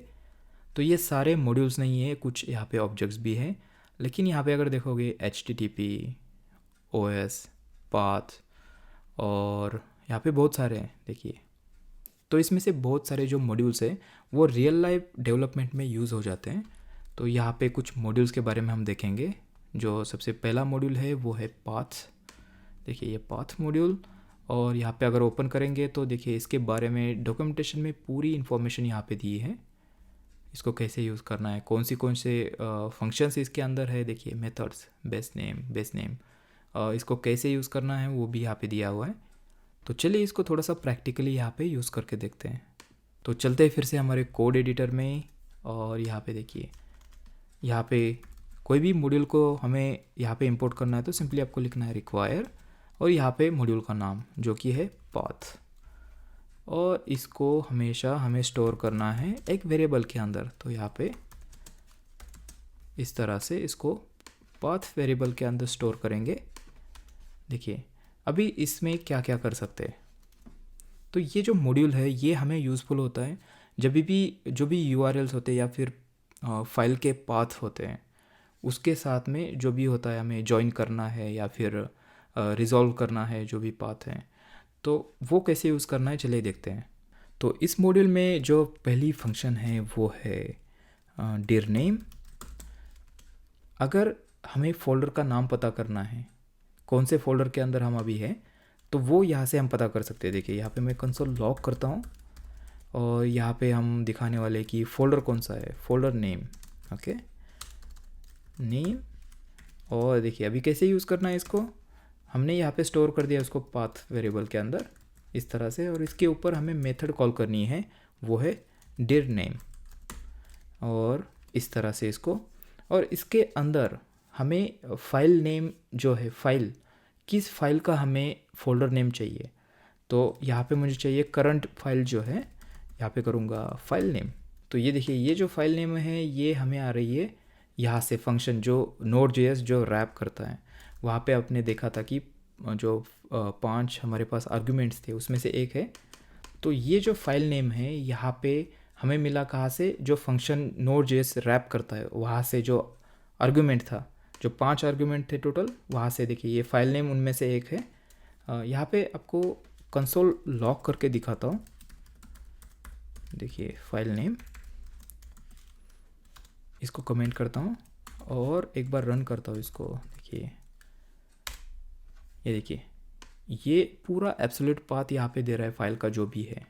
तो चलते हैं हमारे कोड एडिटर में, यहाँ पे इसको हटाता हूँ। देखिए ये अभी क्या करेगा, फ़ोल्डर नेम जो भी हम फाइल यहाँ पे पास करते हैं उसका जो फ़ोल्डर नेम है वो हमें यहाँ पे डिस्प्ले हो जाएगा। देखिए इसको रन करते हैं, यहाँ पे देखिए Node.js आपको यहाँ पे मिल रहा है, पूरा पाथ जो है फ़ोल्डर का वो यहाँ पे मिल रहा है एब्सोल्यूट पाथ। और एक बार आपको दिखाता हूँ, देखिए ये Node.js यहाँ पे फ़ोल्डर है, ये हमें बता रहा है कि ये फाइल Node.js फ़ोल्डर के अंदर है। ऑलराइट, तो ये होता है dir name। जो नेक्स्ट है वो है फाइल नेम, और यहाँ पे इसको मैं कॉपी करूँगा अभी, और यहाँ पे dir name की जगह आपको लिखना है बेस नेम इस तरह से, और यहाँ पे लिखेंगे फाइल नेम। इसको अभी सेव करके रन करेंगे तो ये देखिए फाइल नेम module.js। तो ये जो है ये हमें फाइल का नेम यहाँ पे दे देता है। ऑलराइट, अभी नेक्स्ट मेथड है वो है एक्सटेंशन। अगर हमें फाइल का एक्सटेंशन पता करना है तो ये मेथड जो है हम यहाँ पे यूज़ कर सकते हैं। देखिए यहाँ पे आपको करना है एक्सटेंशन नेम और यहाँ पे करना है ext नेम। ऑलराइट, तो ये जो फाइल है जो पास कर रहे हैं हम उसका जो एक्सटेंशन है ये हमें यहाँ पे डिस्प्ले करेगा। देखिए रन करता हूँ इसको, देखिए .js। ऑलराइट, तो ये होता है एक्सटेंशन नेम के लिए। और जो नेक्स्ट मेथड है वो है पार्स। देखिए ये कैसे काम करती है आपको दिखाता हूँ। यहाँ पे फिर से कंसोल लॉग करते हैं, यहाँ पे करते हैं पार्स। ये सिर्फ स्ट्रिंग यहाँ पे मैं दे रहा हूँ ताकि हमें डिस्प्ले हो जाए अच्छी तरह से, देखिए पता चले क्या कर रहे हैं हम। और यहाँ पे करना है सिंपली पार्स, सेव, रन। देखिए ये यहाँ पे हमें ऑब्जेक्ट दे रहा है जिसके अंदर रूट हमारा कौन सा है, या फिर फोल्डर का नाम कौन सा है, बेस मतलब जो फाइल का नाम है वो कौन सा है, एक्सटेंशन कौन सा है, और नेम कौन सा है जो फाइल का नेम है। तो ये जो पूरी इन्फॉर्मेशन हमने यहाँ पे ऊपर देखी थी वो एक ही यहाँ पे ऑब्जेक्ट के अंदर आ रही है। तो ये होती है पार्स। अभी नेक्स्ट मेथड है वो है जॉइन। देखिए ये बहुत इम्पोर्टेंट है और बहुत ही ज़्यादा ये यूज़ होती है नोड में। तो यहाँ पे इसको मैं कॉपी करता हूँ, पेस्ट, और यहाँ पे करते हैं जॉइन। और जो मेथड का नाम है वो है जॉइन। और ये क्या करता है बेसिकली, जितने भी इसमें आर्गुमेंट्स होते हैं उसको जॉइन कर देता है, कॉन्केटिनेट करता है और एक जो पाथ है, जो यूआरएल है वो बनाता है। तो एग्जांपल के लिए अभी देखते हैं यहाँ पे अगर मेरे पास फोल्डर होगा ऑर्डर नाम का, और उसके अंदर अगर app.js फाइल है, अगर उसका पूरा पाथ मुझे यहाँ पे जनरेट करना है तो यहाँ पे मैं सिंपली क्या करूँगा, यहाँ पे सबसे पहले तो लिखूँगा dir name, जो कि करंट फोल्डर है हमारा, वो यहाँ पे रिटर्न हो जाएगा। और यहाँ पे जो सेकेंड आर्ग्यूमेंट है वो मैं दूंगा जो हमारा फोल्डर है, तो ऑर्डर, अगर इसके अंदर ऑर्डर फोल्डर होता तो। और यहाँ पे जो नेक्स्ट है वो है फाइल का नाम, और यहाँ पे मैं करता हूँ app.js। तो यहाँ पे और भी आर्गुमेंट ये ले सकता है, कितने भी आपको चाहिए उतने। तो सबको ये क्या करेगा, ज्वाइन करेगा। तो यहाँ पे dir name जो है, जो करंट फोल्डर है यहाँ पे आएगा, उसको ज्वाइन करेगा ये ऑर्डर फोल्डर, और उसके आगे ज्वाइन हो जाएगा app.js। देखिए इसको सेव करता हूँ और यहाँ पे इसको रन करते हैं। देखिए तो ये देखिए यहाँ पे ये जो है ये है dir name जो रिटर्न हुआ, और उसके बाद में जो ऑर्डर हमने पैरामीटर दिया था और app.js, तो इसने उसको जोड़ के पूरा एक यूआरएल बना दिया। ओके, तो ये होता है जॉइन, और ये बहुत ही फ्रिक्वेंट यूज़ होता है Node.js में, हमेशा यूज़ होता है। ऑलराइट, तो ये हो गया हमारा पाथ मॉड्यूल। अभी जो नेक्स्ट मॉड्यूल है वो है हमारा फाइल सिस्टम के लिए, वो है fs मॉड्यूल। तो यहाँ पे लिखेंगे फाइल सिस्टम। तो ये फाइल सिस्टम जो मॉड्यूल है बहुत ही इम्पोर्टेंट है नोड के अंदर, क्योंकि इसकी मदद से हम जो फोल्डर्स है उसको क्रिएट कर सकते हैं, या फिर फाइल्स जो है उसको हम क्रिएट कर सकते हैं, और फाइल का जो डेटा है उसको हम रीड कर सकते हैं, या फिर फाइल के अंदर जो डेटा है उसको हम राइट कर सकते हैं। ऑलराइट, तो इसको यूज़ करने के लिए सबसे पहले हमें इसको इंपोर्ट करना होगा। तो इंपोर्ट करने के लिए हमें पता है इसको क्या करना है। सबसे पहले हमें लिखना है रिक्वायर, और इसके अंदर देना होता है हमें मॉड्यूल का नाम, और मॉड्यूल है हमारा fs। अभी ये यहाँ पे रिक्वायर हो गया, लेकिन इसे हमें स्टोर करना होगा एक वेरिएबल के अंदर। तो यहाँ पे एक वेरिएबल बनाते हैं fs नाम से, और इसके अंदर अभी ये जो मॉड्यूल है वो लोड हो जाएगा। अभी सबसे पहले जो काम करना है हमें, यहाँ पे करते हैं मेक अ डायरेक्टरी। फोल्डर हमें बनाना है, तो फोल्डर बनाने के लिए यहाँ पे सबसे पहले लिखेंगे fs, और इसके ऊपर हमें मेथड कॉल करनी है, वो है mkdir। अभी ये जो मेथड है ये कुछ पैरामीटर्स लेती है। जो पहला पैरामीटर है वो है पाथ, हमें कहाँ पे फोल्डर बनाना है। तो अभी मैं चाहता हूँ कि ये जो हमारा रूट फोल्डर है यहाँ पे ही एक नया फोल्डर बनाएं। तो सबसे पहले पाथ यहाँ पे हमें देना होगा। तो उसके लिए क्या करेंगे, हम जो हमारा पाथ मॉड्यूल है उसकी मदद से हम यहाँ पे एक जो पाथ है वो जनरेट करेंगे। तो उसके लिए यहाँ पे लिखूँगा पाथ डॉट जॉइन, ये हमने देखा है, और यहाँ पे लिखना है आपको dir name। तो ये dir name आपको जो करंट फोल्डर है ये आपको देगा, और यहाँ पे हमें पाथ को जॉइन करना है। यहाँ पे हमें क्या करना है, टेस्ट नाम का फोल्डर बनाना है। तो इसको इस तरह से हमें लिखना है। तो ये पाथ मॉड्यूल हम यहाँ पे यूज़ कर रहे हैं, तो हमें इसको इंपोर्ट भी करना होगा। तो यहाँ पे देखिए, यहाँ पे हमने इसको इंपोर्ट ऑलरेडी कर लिया है, तो ये यहाँ पे काम करेगा। और अभी ये जो mkdir फंक्शन है, इसका जो सेकेंड पैरामीटर होता है वो होता है एक फंक्शन। तो इस तरह से फंक्शन को हम यहाँ पे पास कर सकते हैं। और ये जो फंक्शन होती है, इसका जो पहला पैरामीटर होता है वो है एरर। अगर फोल्डर क्रिएट करने के टाइम कुछ एरर आती है तो यहाँ पे हम इसको हैंडल कर सकते हैं। तो यहाँ पे सबसे पहले चेक करेंगे इफ़ एरर। अगर इसमें कुछ एरर है तो यहाँ पे हम सिंपली कर सकते हैं console.log, और यहाँ पे लॉग करेंगे समथिंग वेंट रॉन्ग, और इसके बाद में यहाँ पे सिंपली करेंगे रिटर्न। आगे हमें कुछ नहीं करना है। अगर इसमें कोई एरर नहीं है तो हमारा कोड यहाँ पे आ जाएगा आगे, और यहाँ पे सिंपली करेंगे console.log फोल्डर क्रिएटेड। तो अभी देखिए हमारे पास यहाँ पे टेस्ट नाम का कोई भी फोल्डर नहीं है। तो चलते हैं हमारे टर्मिनल में, और यहाँ पे मैं करूँगा नोड, और यहाँ पे फाइल का नाम है जो हमें रन करना है वो है module.js। एंटर करूँगा, और यहाँ पे देखिए, यहाँ पे हमारे पास टेस्ट नाम का फोल्डर यहाँ पे क्रिएट हो गया। अभी देखते हैं कि अगर हमारे पास इस नाम का फोल्डर अगर ऑलरेडी है तो यहाँ पे क्या होगा। तो यहाँ पे मैं जाऊँगा और फिर से सेम कमांड जो है उसको मैं रन करूँगा। देखिए, तो यहाँ पे जो एरर थी यहाँ पे आ गई, समथिंग वेंट रॉन्ग। अभी ये एरर क्या है यहाँ पे हम देख भी सकते हैं कि क्या एरर है। यहाँ पे क्या करेंगे, सिंपली जो एरर है उसको लॉक करते हैं इस तरह से, और यहाँ पे फिर से मैं रन करता हूँ इसको। तो ये देखिए, ये पूरा एरर नंबर यहाँ पे दे रहा है -17 और ई एग्जिस्ट। मतलब यहाँ पे हमें पता चल रहा है कि इस नाम का फोल्डर ऑलरेडी हमारे पास एग्जिस्ट करता है। तो यहाँ पे इसी तरह से हम चाहिए तो यहाँ पे अच्छे से एरर हैंडल कर सकते हैं, और यूज़र को जो आउटपुट है वो दे सकते हैं, प्रॉपर आउटपुट। ऑलराइट, तो इस तरह से हम फोल्डर क्रिएट करते हैं।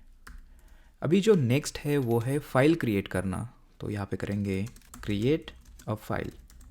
अभी फाइल को क्रिएट करने के लिए सिंपली उसी तरह से हमें लिखना है fs जो हमारा मॉड्यूल है, और यहाँ पे करना है राइट फाइल। अभी ये जो मेथड है ये 3 पैरामीटर लेगी। देखिए, यहाँ पे जो सबसे पहला पैरामीटर है वो है कि हमें कौन सा पाथ, हमें कहाँ पे फाइल ये क्रिएट करनी है।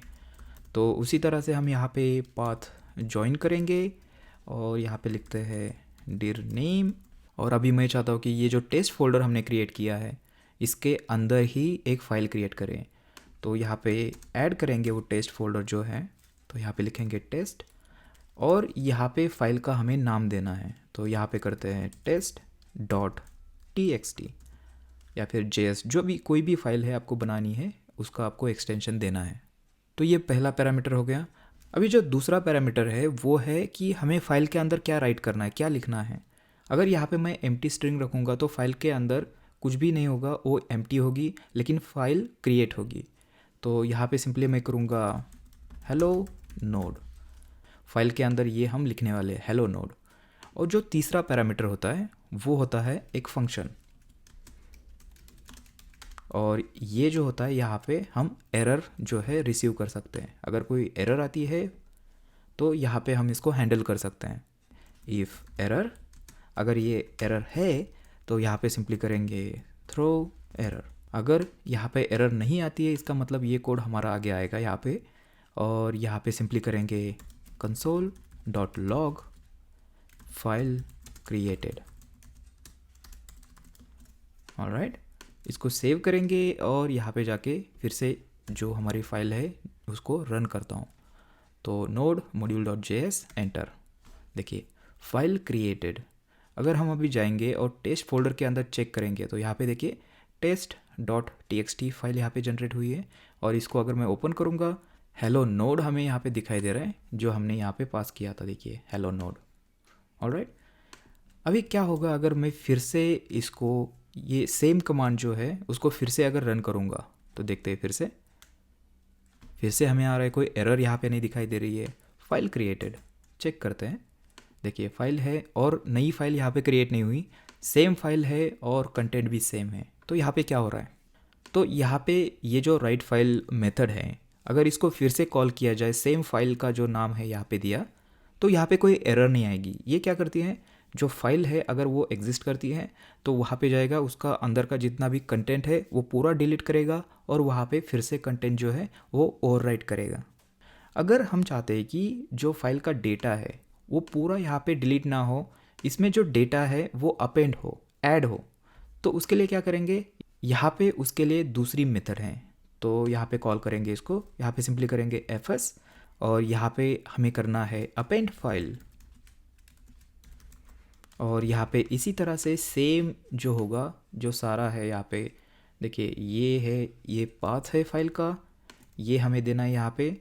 जो दूसरा पैरामीटर है वो है जो डेटा हमें अपेंड करना है फाइल के अंदर, तो यहाँ पे लिखते हैं मोर डेटा इस तरह से। और जो तीसरा पैरामीटर है सेम फंक्शन है जो एरर यहाँ पे रिसीव हो जाएगी, देखिए इस तरह से।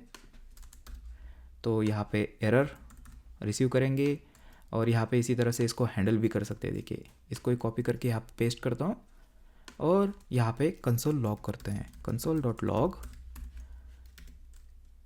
Data added. चलिए इसको फिर से रन करते हैं। तो यहाँ पे फिर से मैं करूँगा node module.js, एंटर। देखिए फाइल क्रिएटेड, जो हमारी पहली कमांड थी यहाँ पे, जो राइट फाइल है ये हो गई, और उसके बाद में डेटा एडेड, ये जो उसके अंदर है ये रन हो गया। तो अभी देखते हैं कि टेस्ट फाइल कैसे दिख रही है। तो यहाँ पे देखिए हेलो नोड जो हमने पहले जो राइट किया था, और उसके बाद में जो मोर डेटा है, यहाँ पे देखिए इसने जो डेटा है उसको डिलीट नहीं किया बल्कि इसको ऐड कर दिया। देखिए अभी ये नया लाइन पे अगर हमें चाहिए तो सिंपली यहाँ पे जो है, यहाँ पे सिंपली न्यू लाइन अपेंड करेंगे। देखिए इसको फिर से मैं रन करूँगा और अभी जाके चेक करते हैं, ये देखिए hello node more data. Alright, तो इस तरह से हम फाइल क्रिएट करते हैं और फाइल के अंदर जो डेटा है वो राइट कर सकते हैं या फिर अपेंड कर सकते हैं। ओके, अभी इसको कमेंट करता हूँ।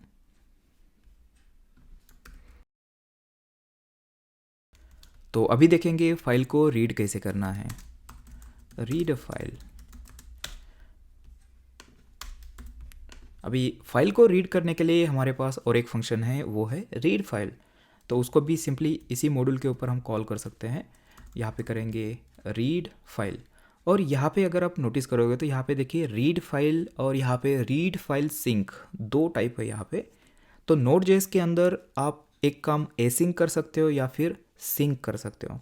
एसिंक करोगे तो ये जो हमारा नॉन ब्लॉकिंग होगा, मतलब ये अगर फाइल रीड हो रही है तो बाकी की जो प्रोसेस है, बाकी की जो रिक्वेस्ट है वो स्टॉप नहीं होगी, बाकी का काम चलता रहेगा। और जो दूसरा ऑप्शन है वो है सिंक, मतलब अगर ये फाइल रीड हो रही है तो बाकी का कुछ भी काम होगा नहीं यहाँ पे, बाकी सब वहाँ पे वेटिंग पे रहेंगे, और जब भी ये फाइल रीड हो जाएगी और उसके बाद में फिर आगे का काम होगा। ऑलराइट, तो हमें करना है एसिंक, तो उसके लिए सिंपली करना है रीड फाइल, ये एसिंक होता है। तो ये मेथड कुछ पैरामीटर्स यहाँ पे लेती है। जो सबसे पहला पैरामीटर है वो फाइल का पाथ है, हमें कौन सी फाइल रीड करनी है। तो यहाँ पे इसको कॉपी करता हूँ, तो जो सेम फाइल है उसको रीड करेंगे, यहाँ पे मैं डालूँगा इसको। और यहाँ पे जो पैरामीटर है नेक्स्ट वो है फंक्शन, और यहाँ पे क्या होगा, यहाँ पे सबसे पहले तो एरर हमें रिसीव होगी, और जो दूसरा पैरामीटर है वो है डेटा। यहाँ पे हमें डेटा रिसीव होगा जो भी फाइल से हम रीड कर रहे हैं, जो कंटेंट है फाइल का। तो यहाँ पे सबसे पहले तो हम चेक करेंगे एरर अगर है तो यहाँ पे करेंगे एरर। अगर एरर है तो यहाँ पे कुछ भी कर सकते हैं आप, हैंडल करना है आपके ऊपर है कैसे। तो यहाँ पे थ्रो एरर करूँगा मैं, और अगर एरर नहीं है तो यहाँ पे सिंपली कर सकते हैं console.log, और यहाँ पे जो डेटा है हमें जो फाइल से आ रहा है उसको कंसोल पे लॉग करेंगे। इसको सेव करता हूँ मैं, और यहाँ पे जाते हैं और फिर से मैं ये फाइल जो है उसको रन करता हूँ। देखिए तो यहाँ पे अगर देखो तो ये बफर हमें मिल रहा है। तो जब भी हम जो फाइल है उसको अगर रीड कर रहे हैं तो हमें बाय डिफ़ॉल्ट ये बफर देता है, जो मेमोरी में डेटा है जो बाइनरी है वो हमें मिलती है। लेकिन हमें क्या चाहिए, जो फाइल के अंदर जो ओरिजिनल डेटा है वो कन्वर्टेड डेटा चाहिए हमें, जैसे कि UTF-8 जो फॉर्मेट है उसमें चाहिए। तो उसके लिए बहुत सारे ऑप्शंस है। जो पहला ऑप्शन है वो है कि यहाँ पे हम एक वेरिएबल बनाएं कॉन्स्ट और यहाँ पे करता हूँ कंटेंट, और यहाँ पे एक ग्लोबल मेथड है वो है बफर, इस तरह से उसको कॉल करना है। और उसके ऊपर एक मेथड है वो है फ्रॉम। तो यहाँ पे बफर से जो भी हमें लेना है तो यहाँ से हम ले सकते हैं। तो यहाँ पे क्या चाहिए हमें बफर से, जो डेटा आ रहा है, देखिए ये डेटा जो रिसीव हो रहा है उसको यहाँ पे पास करेंगे। अभी कंटेंट के अंदर हमारा डेटा है जो बफर से लिया है हमने, यहाँ पे उसको कंसोल करेंगे। लेकिन अगर इस तरह से अगर करूँगा तो फिर से सेम बफर हमें दिखेगा। देखिए आपको दिखाता हूँ, यहाँ पे फिर से रन करूँगा तो वही बफर हमें दिख रहा है। लेकिन हमें क्या चाहिए, उसको जो ओरिजिनल डेटा है वो चाहिए। तो यहाँ पे सिंपली एक मेथड कॉल करनी है टू स्ट्रिंग, और अगर अभी सेव करूँगा इसको और अभी फिर से रन करूँगा तो देखिए hello node more data. Alright, तो इस तरह से हम नोड में जो फाइल है हमारी वो रीड करते हैं। ऑलराइट, तो ये एक तरीका है, और इसका और भी एक तरीका है और बहुत सिंपल तरीका है। देखिए सिंपली आपको क्या करना है, इसको फिर से मैं यहाँ से इस तरह से करता हूँ। ये जो है ये अभी हमें नहीं चाहिए, और ये जो है इसको मैं कॉपी करके पेस्ट करता हूँ, इसको कमेंट करता हूँ ताकि ये रहना चाहिए यहाँ पे, ताकि आपके लिए ये एज अ रेफरेंस यहाँ पे यूज़ होगा। और यहाँ पे इसको मैं हटा देता हूँ, देखिए इस तरह से। और सिंपली आपको क्या करना है, जो रीड फाइल जो मेथड है उसका जो सेकेंड पैरामीटर है, देखिए यहाँ पे आपको सिंपली करना है UTF-8 और यहाँ पे कॉमा देना है। और यहाँ पे ये जो कंटेंट, अभी कंटेंट नहीं है, ये डेटा हमें चाहिए यहाँ पे।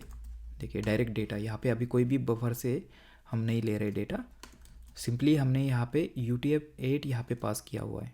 तो अभी इसको सेव करेंगे और यहाँ पे जाते हैं नोड module.js। तो देखिए हेलो नोड मोर डेटा।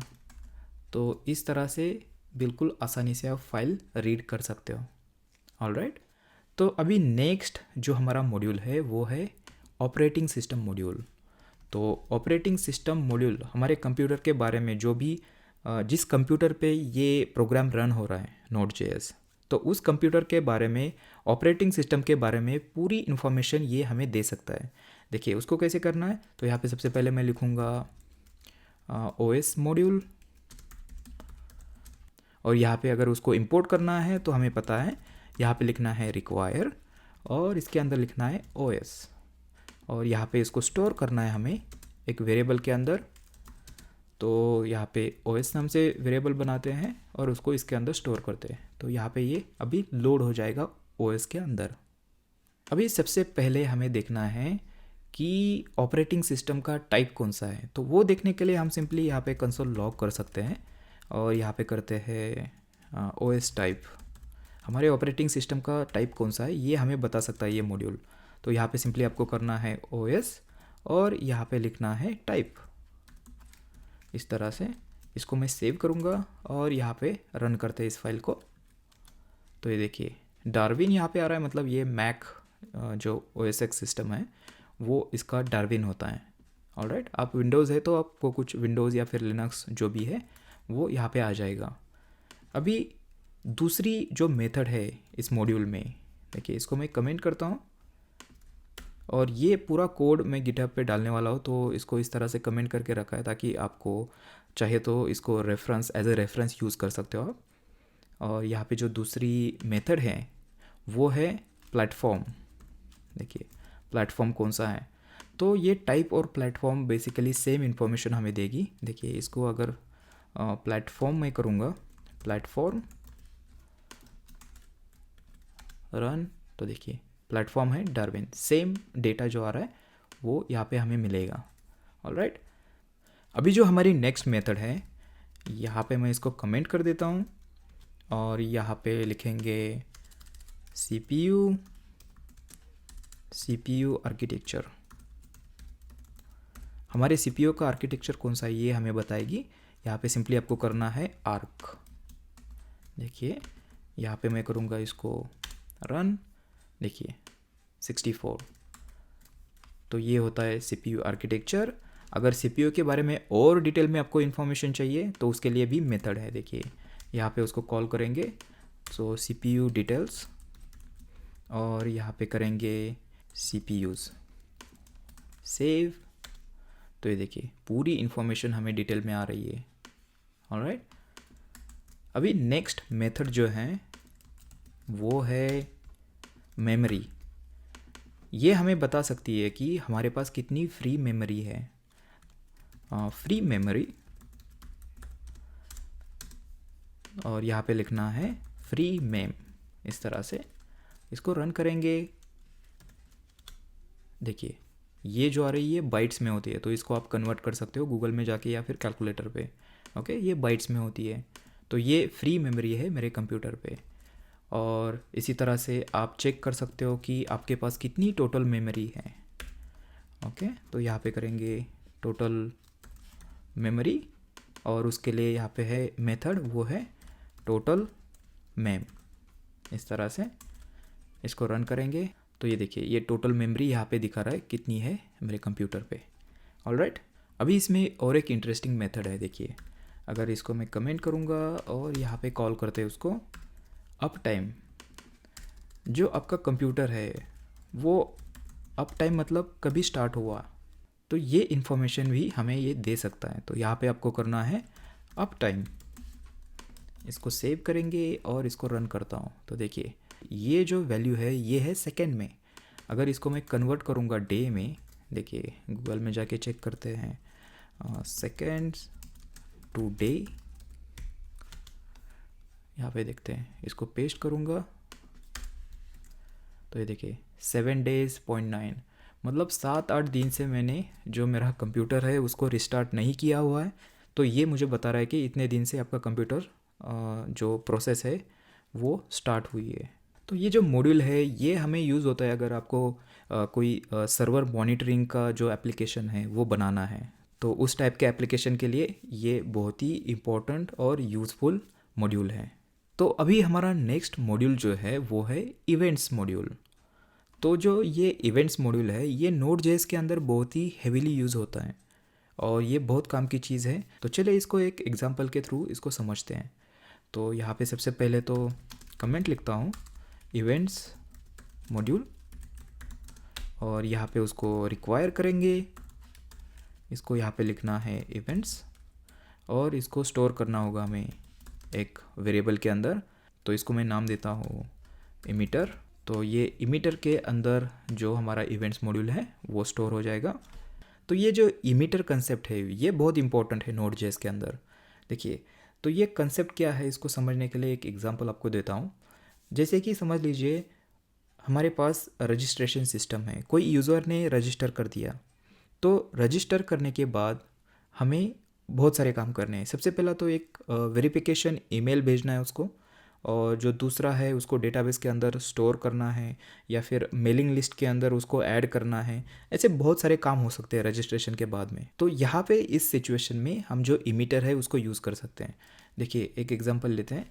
सबसे पहले तो इमीटर को यूज़ करने के लिए ये जो यहाँ पे रिटर्न हो रहा है हमें, ये एक क्लास रिटर्न हो रहा है। ओके, तो सबसे पहले तो उसका हमें ऑब्जेक्ट बनाना होगा। तो यहाँ पे सबसे पहले तो एक वेरिएबल क्रिएट करते हैं कॉन्स्ट, और यहाँ पे देते हैं माई इमीटर, और यहाँ पे हमें करना होगा न्यू इमीटर। इस तरह से इसका जो ऑब्जेक्ट है ये अभी यहाँ पे बन जाएगा। और अभी यहाँ पे करना है माई इमीटर ऑन। देखिए ऑन मेथड इसके ऊपर होती है। अगर कोई इवेंट होती है तो उसके बाद में क्या करना है, देखिए सबसे पहले तो इवेंट का नाम हमें देना है। तो यहाँ पे सम नेम, कुछ भी नाम आप दे सकते हो इसको, ये आपके ऊपर है। इवेंट का नाम आपको देना है, और जो दूसरा पैरामीटर होता है वो होता है एक फंक्शन जो कि हमें देता है डेटा। ये डेटा कहाँ से आएगा आपको थोड़ी देर में पता चलेगा। और यहाँ पे सिंपली हम करेंगे console.log डेटा, इस तरह से। ऑलराइट, तो ये है एक लिसनर है, वो लिसन कर रहा है इस इवेंट को। अगर कहीं भी सम नेम नाम की अगर इवेंट अगर इमिट होती है तो ये जो कोड है इसके अंदर ये रन हो जाएगा। तो ये लिसनर हमने यहाँ पे ऐड कर दिया। तो चले एक इवेंट यहाँ से इमिट करते हैं। तो उसके लिए यहाँ पे करूँगा माई इमीटर, और इमिट करने के लिए हमें सिंपली लिखना है इमिट, और यहाँ पे नाम देना है कौन सी इवेंट हमें इमिट करनी है। तो सम नेम। ऑलराइट, ये जो इवेंट यहाँ पे हम लिसन कर रहे हैं उसको हम यहाँ पे इमिट करेंगे। और यहाँ पे डेटा देखिए, यहाँ पे जो सेकंड पैरामीटर है वो देना है हमें डेटा। तो यहाँ पे मैं ऑब्जेक्ट भेजूँगा, यहाँ पे नेम, और इसको सेट करते हैं राकेश। ऑलराइट, तो देखिए यहाँ पे हम इवेंट जो है उसको इमिट कर रहे हैं। इवेंट का नाम है समवन, और उसके अंदर ये जो ऑब्जेक्ट है ये यहाँ पे भेज रहे हैं। अभी यहाँ पे हमने ऑलरेडी इसके ऊपर लिसनर लगा रखा है, और देखिए ये भी सेम इवेंट को लिसन कर रहा है, और यहाँ पे डेटा रिसीव हो रहा है। ये डेटा जो है ये है, यहाँ से जो हम पास कर रहे हैं ये यहाँ पे रिसीव हो जाएगा, और यहाँ पे ये कंसोल पे लॉग कर देगा। तो इसको सेव करेंगे और यहाँ पे जाके रन करते हैं फाइल को। तो देखिए नेम राकेश, जो डेटा हमने यहाँ से इमिट किया था वो यहाँ पे आ गया। ऑलराइट, तो ये तो हो गया, लेकिन थोड़ा सा प्रैक्टिकल एग्जाम्पल हमें देखना होगा, क्योंकि ये थोड़ा थ्योरी टाइप का हो गया। तो चलिए थोड़ा सा एक प्रैक्टिकल एग्जाम्पल जो हमें रियल लाइफ में यूज़ होगा। तो यहाँ पे इसको मैं कमेंट कर देता हूँ इस तरह से, और यहाँ पे नीचे आता है देखिए, यहाँ पे अभी भी हम इसको रिक्वायर कर रहे हैं। और यहाँ पे मैं क्या करूँगा, एक क्लास बनाऊँगा, हमारा कस्टम क्लास। तो जावास्क्रिप्ट में इस तरह से आप क्लास क्रिएट कर सकते हो, और यहाँ पे उसको नाम देता हूँ ऑथ। तो ऐसा समझ लीजिए कि ये जो क्लास है इसके अंदर हमारे लॉगिन या फिर रजिस्ट्रेशन का जो फंक्शनैलिटी है, जो लॉजिक है इसके अंदर है। तो यहाँ पे करेंगे इस तरह से, और यहाँ पे सबसे पहली मेथड जो है वो है रजिस्टर।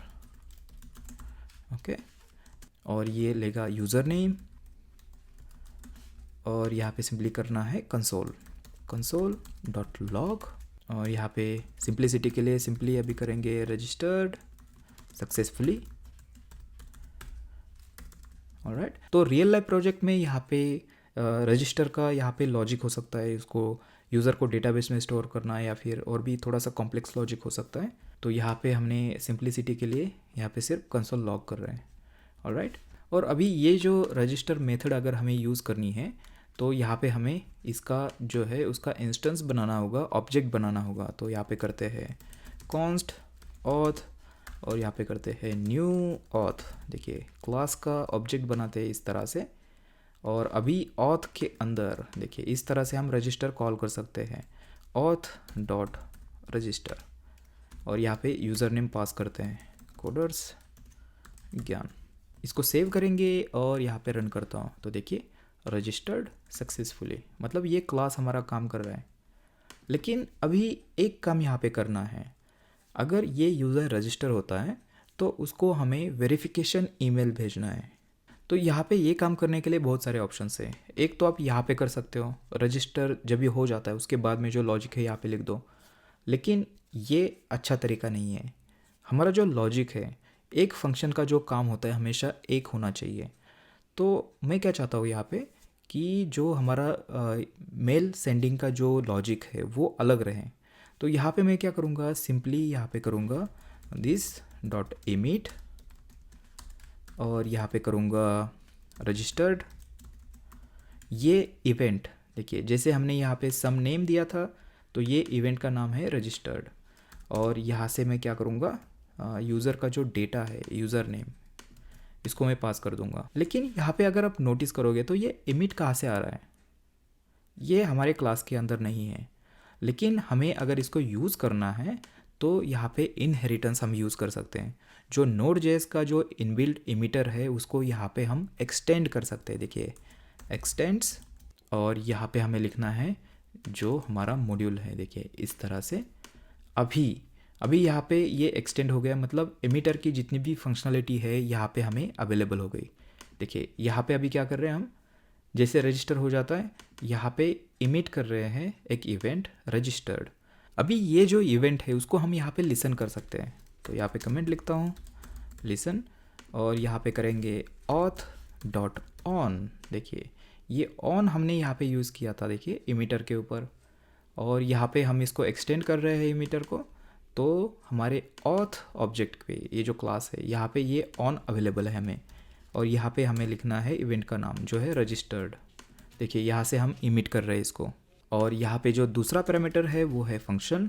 यहाँ पे हमें रिसीव हो जाएगा डेटा जो हमने यहाँ से इमिट किया है, और यहाँ पे सिंपली हम कर सकते हैं, देखिए यहाँ पे एरो रह गया और यहाँ पे सिंपली करना है console.log और यहाँ पे करते हैं सेंडिंग ईमेल टू, और जो वेरिएबल है हमें यूज़र नेम आ रहा है यहाँ पे पास करते हैं इसको, ओके, यूज़र नेम। और यहाँ पे हमें बैकटिक्स यूज़ करने होंगे अभी, क्योंकि यहाँ पे वेरिएबल हम एम्बेड कर रहे हैं इसमें, इस तरह से।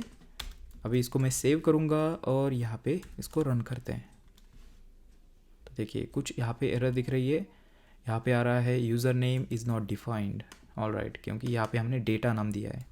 तो यहाँ पे करते हैं डेटा सेव और यहाँ पे फिर से इसको करते हैं रन। तो देखिए रजिस्टर्ड सक्सेसफुली, ये हमारा रजिस्टर के अंदर जो लॉजिक है यहाँ पे रन हो गया, ये जो है, और उसके बाद में ये इवेंट इमिट हो गई। देखिए सेंडिंग ईमेल टू कोडर्स ज्ञान, तो यहाँ पे ये जो इवेंट है इमिट हो गई और यहाँ पे हम इसको लिसन कर रहे हैं। और उसके बाद में अगर यहाँ पे अगर इस टाइप की इवेंट है तो ये देखिए ये जो यहाँ पे कोड है ये रन हो रहा है, सेंडिंग ईमेल टू कोडर्स ज्ञान। तो इस फंक्शन के अंदर आपका जो भी ईमेल भेजने का जो लॉजिक है यहाँ पे आप रख सकते हो। अभी इसकी इमिटर की एक ख़ास बात क्या है, देखिए एक जो इवेंट होती है उसके ऊपर आप मल्टीपल लिसनर्स ऐड कर सकते हो।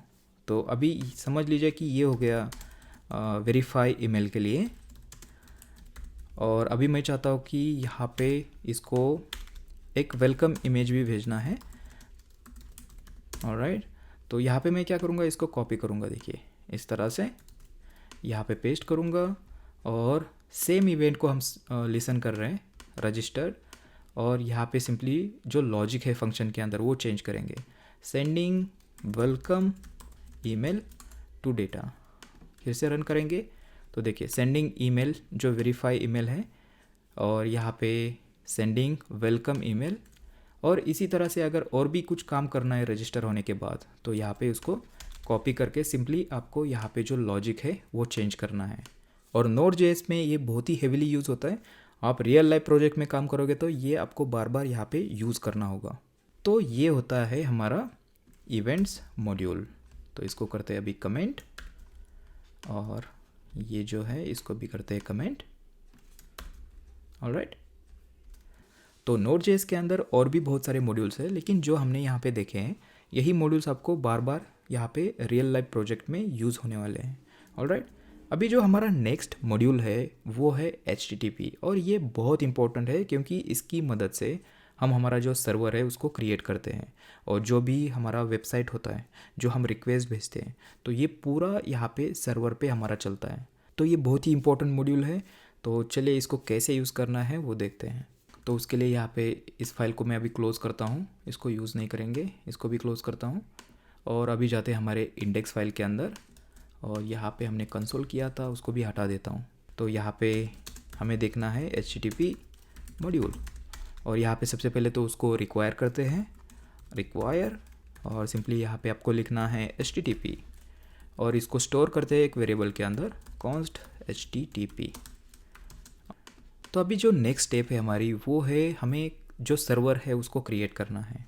तो Node.js में सर्वर क्रिएट करना बहुत ही सिंपल है। सिंपली देखिए यहाँ पे मैं एक वेरिएबल बनाऊंगा const app, और यहाँ पे आपको करना है HTTP, और उसके ऊपर मेथड कॉल करनी है वो है क्रिएट सर्वर, और ये लेता है एक फंक्शन कॉल बैक। और यहाँ पे इसके अंदर दो पैरामीटर होते हैं, एक होता है रिक्वेस्ट और दूसरा होता है रिस्पॉन्स। तो Node.js के अंदर हमेशा इस तरह से उसको लिखा जाता है, आप इसको कुछ भी नाम दे सकते हो, आपके ऊपर है। तो यहाँ पे इसके अंदर जितने भी हमारे सर्वर पे रिक्वेस्ट आते हैं उसको हैंडल करेंगे, और यहाँ पे हमें करना होगा app.listen, क्योंकि हमारा सर्वर हमेशा स्टार्ट रहना चाहिए। तो इसको क्या करेंगे, लिसन करेंगे, और यहाँ पे आपको देना होता है पोर्ट नंबर, वो है 3000, और ये जो दूसरा जो पैरामीटर है वो होता है एक फंक्शन इस तरह से।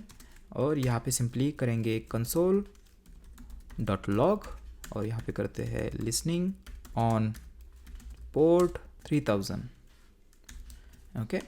लेकिन यहाँ पे अभी एक प्रॉब्लम है, देखिए ये जो पोर्ट है ये हमेशा हमें अवेलेबल नहीं होगी। अगर हम एप्लीकेशन को डिप्लॉय करते हैं तो ये पोर्ट हमेशा अवेलेबल नहीं होगी। तो उसके लिए क्या करेंगे, यहाँ पे एक वेरिएबल बनाते हैं const port, और यहाँ पे सबसे पहले चेक करेंगे कि सिस्टम वेरिएबल्स जो हमारी env फाइल होती है, जो हम डिप्लॉय करते हैं जब एप्लीकेशन, तो वहाँ पे हम एक .env नाम से एक फ़ाइल बना सकते हैं जिसके अंदर जो पूरे एनवायरनमेंट वेरिएबल्स होते हैं उसको रख सकते हैं। तो यहाँ पे चेक करने के लिए Node.js में आप इस तरह से चेक कर सकते हो, process.env और जो वेरिएबल का नाम है पोर्ट, अगर ये है सेट किया हुआ है हमने env वेरिएबल के अंदर तो इसको असाइन कर दो पोर्ट को। अगर नहीं है तो यहाँ पे इसको डिफ़ॉल्ट बाय डिफ़ॉल्ट जो है वो 3000 रख दो। और फिर यहाँ पे ये जो पोर्ट है यहाँ पे हम इसको रिप्लेस करेंगे और यहाँ पे इसको भी करेंगे डायनामिक, यहाँ पे पोर्ट देखिए, तो ये हमें बताएगा कि कौन से पोर्ट पे हमारा एप्लीकेशन रन हो रहा है। अभी इसको सेव करेंगे और टर्मिनल में जाते हैं और यहाँ पे करूँगा नोड और अभी जो फाइल है हमारी वो है index.js। रन करूँगा तो यहाँ पे देखिए लिसनिंग ऑन पोर्ट 3000, ये सर्वर जो हमारा है ये यहाँ पे रेडी हो गया और ये अभी लिसन कर रहा है पोर्ट 3000 पे। तो चलिए ब्राउज़र में चलते हैं, यहाँ पे आपको लिखना है लोकल होस्ट और 3000 एंटर करूँगा तो ये देखिए यहाँ पे ये एंड नहीं हो रहा है और इसका एक रीज़न है, देखिए ये घूमते रहेगा। तो उसके लिए हमें क्या करना है, यहाँ पे देखिए यहाँ पे कुछ भी लॉजिक हमारे पास नहीं है, यहाँ पे सिंपली करेंगे रिस्पॉन्स डॉट एंड और यहाँ पे भेजते हैं वेलकम। तो ये रिस्पॉन्स होता है, जो भी हमारी रिक्वेस्ट आती है उसको ये रिस्पॉन्स दे देगा। देखिए इसको सेव करेंगे और यहाँ पे अभी रिफ्रेश करेंगे तो कुछ होगा नहीं, क्योंकि हमने जो फाइल है यहाँ पे सर्वर जो फाइल है हमारी इंडेक्स, इसको चेंज कर दिया। तो यहाँ पे हमें सर्वर स्टॉप करना होगा और उसको फिर से रन करना होगा। देखिए अभी चलते हैं और यहाँ पे इसको 3000 पे जाते हैं तो यहाँ पे आप देखोगे तो वेलकम हमें यहाँ पे दिखाई दे रहा है, जो कि हमने यहाँ से उसको रिस्पॉन्स में सेंड किया हुआ है। देखिए अभी इसके अंदर आप स्ट्रिंग नहीं, इसके अंदर आप HTML भी भेज सकते हो। तो यहाँ पे मैं करूँगा देखिए H1 और यहाँ पे करता हूँ हेलो फ्रॉम सर्वर, ये H1 अभी हम भेज रहे हैं। तो यहाँ पे रिफ़्रेश करूँगा तो ये कुछ काम नहीं करेगा क्योंकि हमने फ़ाइल चेंज कर दी। तो हमें सर्वर फिर से स्टॉप करना होगा और इसको फिर से हमें रन करना होगा। तो अभी ये तो बहुत बड़ा हेडेक है, अभी जब भी हम फाइल चेंज करेंगे तो हमें बार बार ये जो सर्वर है उसको रिस्टार्ट करना पड़ेगा। तो इसका भी एक सॉल्यूशन है, यहाँ पे आपको याद होगा देखिए package.json के अंदर nodemon नाम से हमने एक जो लाइब्रेरी है उसको इंस्टॉल किया था। तो ये जो nodemon है ये आपको मदद करता है जो सर्वर है उसको ऑटोमेटिक रिस्टार्ट करने की। तो सबसे पहले तो क्या करेंगे, यहाँ पे एक नई स्क्रिप्ट बनाते हैं। तो यहाँ पे लिखेंगे स्टार्ट, तो यहाँ पे करेंगे नोड इंडेक्स, जो हमें इंडेक्स फाइल रन करनी है यहाँ पे। और यहाँ पे या तो आप JS कर सकते हो या फिर इसको विदाउट JS लिख सकते हो। और जो दूसरी स्क्रिप्ट है वो है यहाँ पे हमारे डेवलपमेंट के लिए, और यहाँ पे नोड नहीं, यहाँ पे यूज़ करेंगे nodemon और उसको देंगे ये इंडेक्स फाइल। तो यहाँ पे सिंपली हमारे पास दो स्क्रिप्ट्स हैं, एक हमारे डिप्लॉयमेंट के लिए है प्रोडक्शन के लिए, और दूसरी है डेवलपमेंट के लिए जो nodemon यूज़ करेगी। अभी यहाँ पे मैं इसको सेव करता हूँ और टर्मिनल में जाना है आपको, और यहाँ पे अभी सिंपली नोड से नहीं रन करना है, यहाँ पे करना है npm रन और इसके बाद में स्क्रिप्ट का नाम लिखना है। यहाँ पे दो है स्टार्ट और डेव, हमें चाहिए डेव। देखिए तो ये रन हो जाएगा। देखिए ये nodemon के मैसेजेस है। और अगर यहाँ पे देखिए यहाँ पे इसको क्लोज़ करते हैं और यहाँ पे करता हूँ हेलो Node.js। अभी यहाँ पे हमें सर्वर रिस्टार्ट करना नहीं पड़ेगा क्योंकि nodemon जो है हमारे लिए उसको रिस्टार्ट करेगा। इसको सेव करूँगा और ब्राउज़र में जाके चेक करते हैं। देखिए ये HTML यहाँ पे डिस्प्ले हो रहा है, उसको देख भी सकते हैं। देखिए इंस्पेक्ट करके अगर आपको दिखाता हूँ, यहाँ पे इसको राइट में लेके जाते हैं और ये देखिए H1, ये H1 टैग यहाँ पे जो है रेंडर हो रहा है यहाँ से जो हमने भेजा है। तो अभी यहाँ पे हमें इस तरह से जो स्ट्रिंग है वो नहीं भेजनी है, हमें क्या भेजना है, जैसे कि हमारे पास इंडेक्स फाइल है index.html फाइल है, उसको हमें यहाँ से भेजना है। तो चलिए यहाँ पे सबसे पहले तो बनाते हैं फाइल।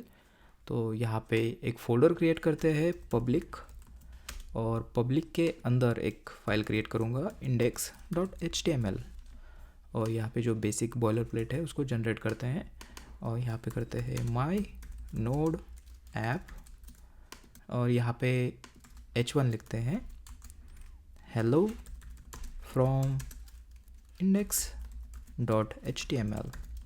ओके, तो हमें पता चलेगा ये इंडेक्स फाइल यहाँ पे रन हो रही है। लेकिन अभी इसको यहाँ पे कैसे भेजेंगे? सबसे पहले तो हमें फ़ाइल रीड करनी होगी, और फाइल रीड करने के लिए हमने देखा था हमारे पास fs मॉड्यूल है जो फाइल सिस्टम मॉड्यूल है।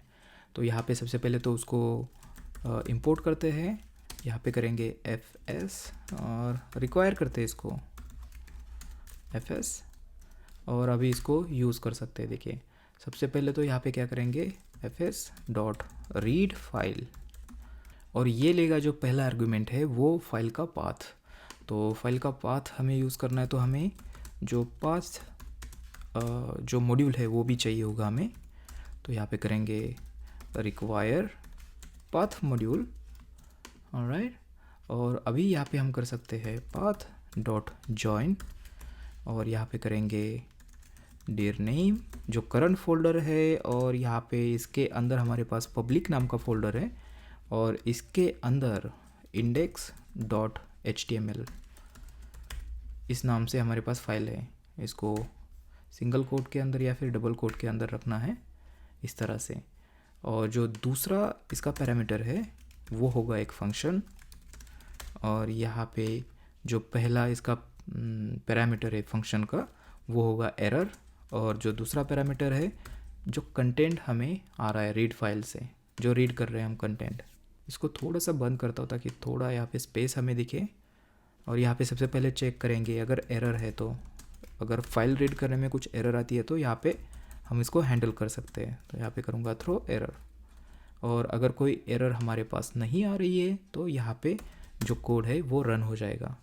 तो यहाँ पे सिंपली करेंगे रिस्पॉन्स डॉट एंड, और जो हमें कंटेंट आ रहा है उसको भेजेंगे यहाँ पे। देखिए इस तरह से। इसको हटा देते हैं अभी, और अभी इसको सेव करेंगे, और यहाँ पे ब्राउज़र में जाके रिफ़्रेश करते हैं। रिफ़्रेश, तो देखिए hello from index file. Okay, तो ये जो फाइल है अभी जो इंडेक्स फाइल है हमारी, ये यहाँ पे लोड हो रही है यहाँ से पब्लिक से। अभी इसी तरह से समझ लीजिए कि हमारे पास और एक पेज है हमारे वेबसाइट के ऊपर। तो पेज का नाम है about.html। ओके, और इसको सेम इसी तरह से मैं कॉपी कर लेता हूँ ये सारा, यहाँ पे पेस्ट करेंगे, और यहाँ पे करते हैं फ्रॉम अबाउट, और यहाँ पे आते हैं। देखिए यहाँ पे अभी हमें देखना है कि URL हमारा कौन सा आ रहा है। तो यहाँ पे मैं क्या चाहता हूँ कि ये जो हमारा है ये है हमारा मेन पेज, और यहाँ पे अगर /about में करूँगा तो मुझे पेज ओपन होना चाहिए जो हमारा अबाउट फाइल है। तो उसको हैंडल करने के लिए हमें सबसे पहले तो चेक करना होगा कि कौन सा URL हमें आ रहा है, जो रिक्वेस्ट का जो URL है। तो यहाँ पे आपको दिखाता हूँ, देखिए console.log, और ये जो रिक्वेस्ट है देखिए रिक्वेस्ट, और रिक्वेस्ट के ऊपर URL नाम की जो प्रॉपर्टी है उसको देखते हैं कंसोल में। ओके, अभी इसको सेव करेंगे और ब्राउज़र में एक बार रिफ़्रेश करते हैं और कंसोल में चेक करते हैं। तो देखिए यहाँ पे दिख रहा है हमें स्लैश, मतलब ये होम पेज है।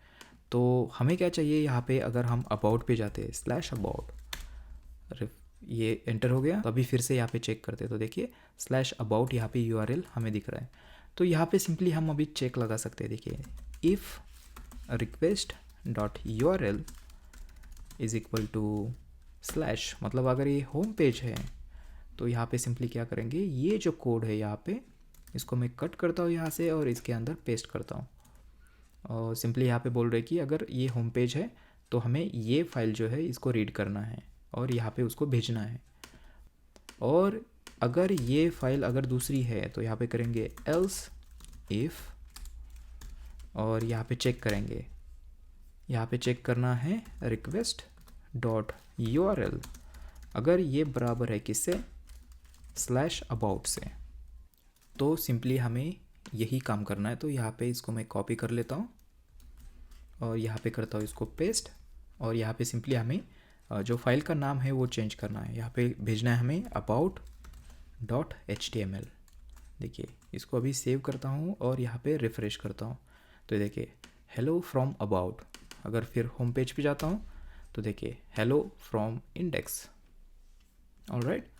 अभी यहाँ पे और एक काम कर सकते हैं, देखिए यहाँ पे हम जो हेडर्स होते हैं, रिस्पॉन्स हेडर, इसको हम यहाँ पे भेज सकते हैं जो हमें चाहिए। तो यहाँ पे मैं आता हूँ, ये कंसोल हटा देता हूँ और यहाँ पे सिंपली जो रिस्पॉन्स है हमारा, यहाँ पे इस पे ऊपर लिखना है राइट हेड, और ये जो है इसका जो पहला पैरामीटर है वो है स्टेटस, 200 भेजना है मतलब सब ओके है। और जो दूसरा पैरामीटर है वो है ऑब्जेक्ट ऑप्शंस, और यहाँ पे जो कंटेंट टाइप है, कंटेंट टाइप यहाँ पे करेंगे टेक्स्ट HTML।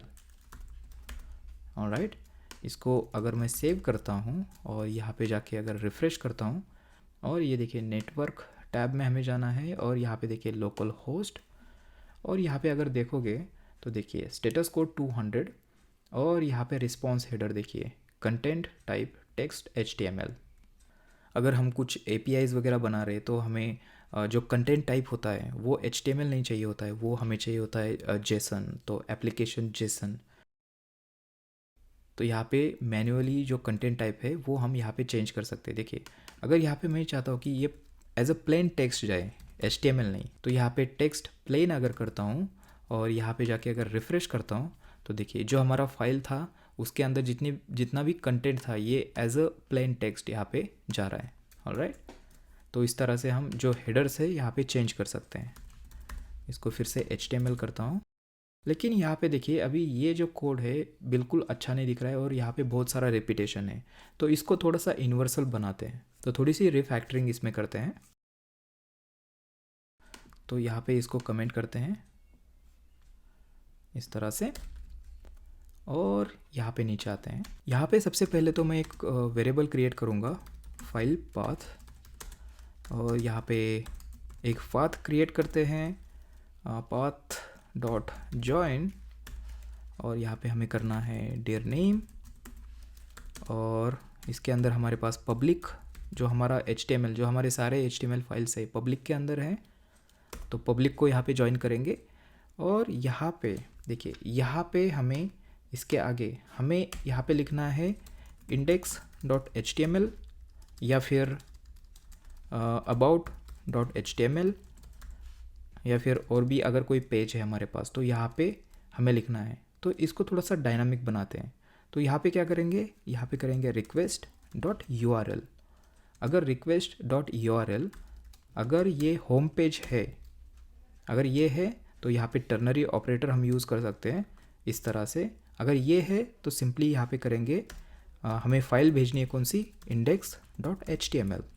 अगर ये जो URL है वो अगर स्लैश नहीं है तो यहाँ पे सिंपली करेंगे request.url। तो यहाँ पे ये जो हमारा फाइल पाथ है अभी ये डायनामिक हो गया। देखिए यहाँ पे स्लैश है तो index.html फाइल है उसको रीड करेगा, और अगर ये स्लैश नहीं है तो जो भी URL से हमें जो URL मिल रहा है उस नाम की जो फाइल है ये यहाँ पे सर्च करेगा पब्लिक फोल्डर के अंदर। तो अभी नेक्स्ट क्या करना है, देखिए यहाँ पे थोड़ा सा स्क्रॉल करते हैं इसको, यहाँ पे सिंपली करेंगे अभी रीड करनी है हमें फाइल fs, और यहाँ पे करना है रीड फाइल, और जो पहला पैरामीटर होता है वो होता है फाइल पाथ, और ये हमारे पास फाइल पाथ है देखिए ये रेडी है। और जो दूसरा पैरामीटर है वो है एक फंक्शन, और यहाँ पे उसमें जो पहला पैरामीटर होता है वो होता है एरर और कंटेंट। और अभी यहाँ पे क्या करना है, देखिए यहाँ पे सबसे पहले चेक करेंगे अगर एरर है तो यहाँ पे क्या करना है रिस्पॉन्स डॉट राइट हेड, और यहाँ पे जो स्टेटस कोड है वो भेजेंगे 500 अगर कुछ एरर आती है तो, और इसको करेंगे रिस डॉट एंड, और यहाँ पे भेजेंगे एरर, टेक्स्ट भेजेंगे यहाँ पे स्ट्रिंग सिंपल। या फिर और एक काम कर सकते हैं, देखिए यहाँ पे इसको कमेंट करता हूँ और यहाँ पे करते हैं अगर एरर है, देखिए अगर एरर है तो यहाँ पे करेंगे सिंपली एक 404 का एक पेज बनाते हैं या फिर एरर का पेज। देखिए यहाँ पे मैं एक फ़ाइल क्रिएट करूँगा, यहाँ पे नाम देता हूँ इसको error.html, और यहाँ पे कॉपी करते हैं इसको, यहाँ पे करते हैं पेस्ट, और यहाँ पे करूँगा समथिंग वेंट रॉन्ग, और यहाँ पे लिंक देते हैं होम पेज की, ओके।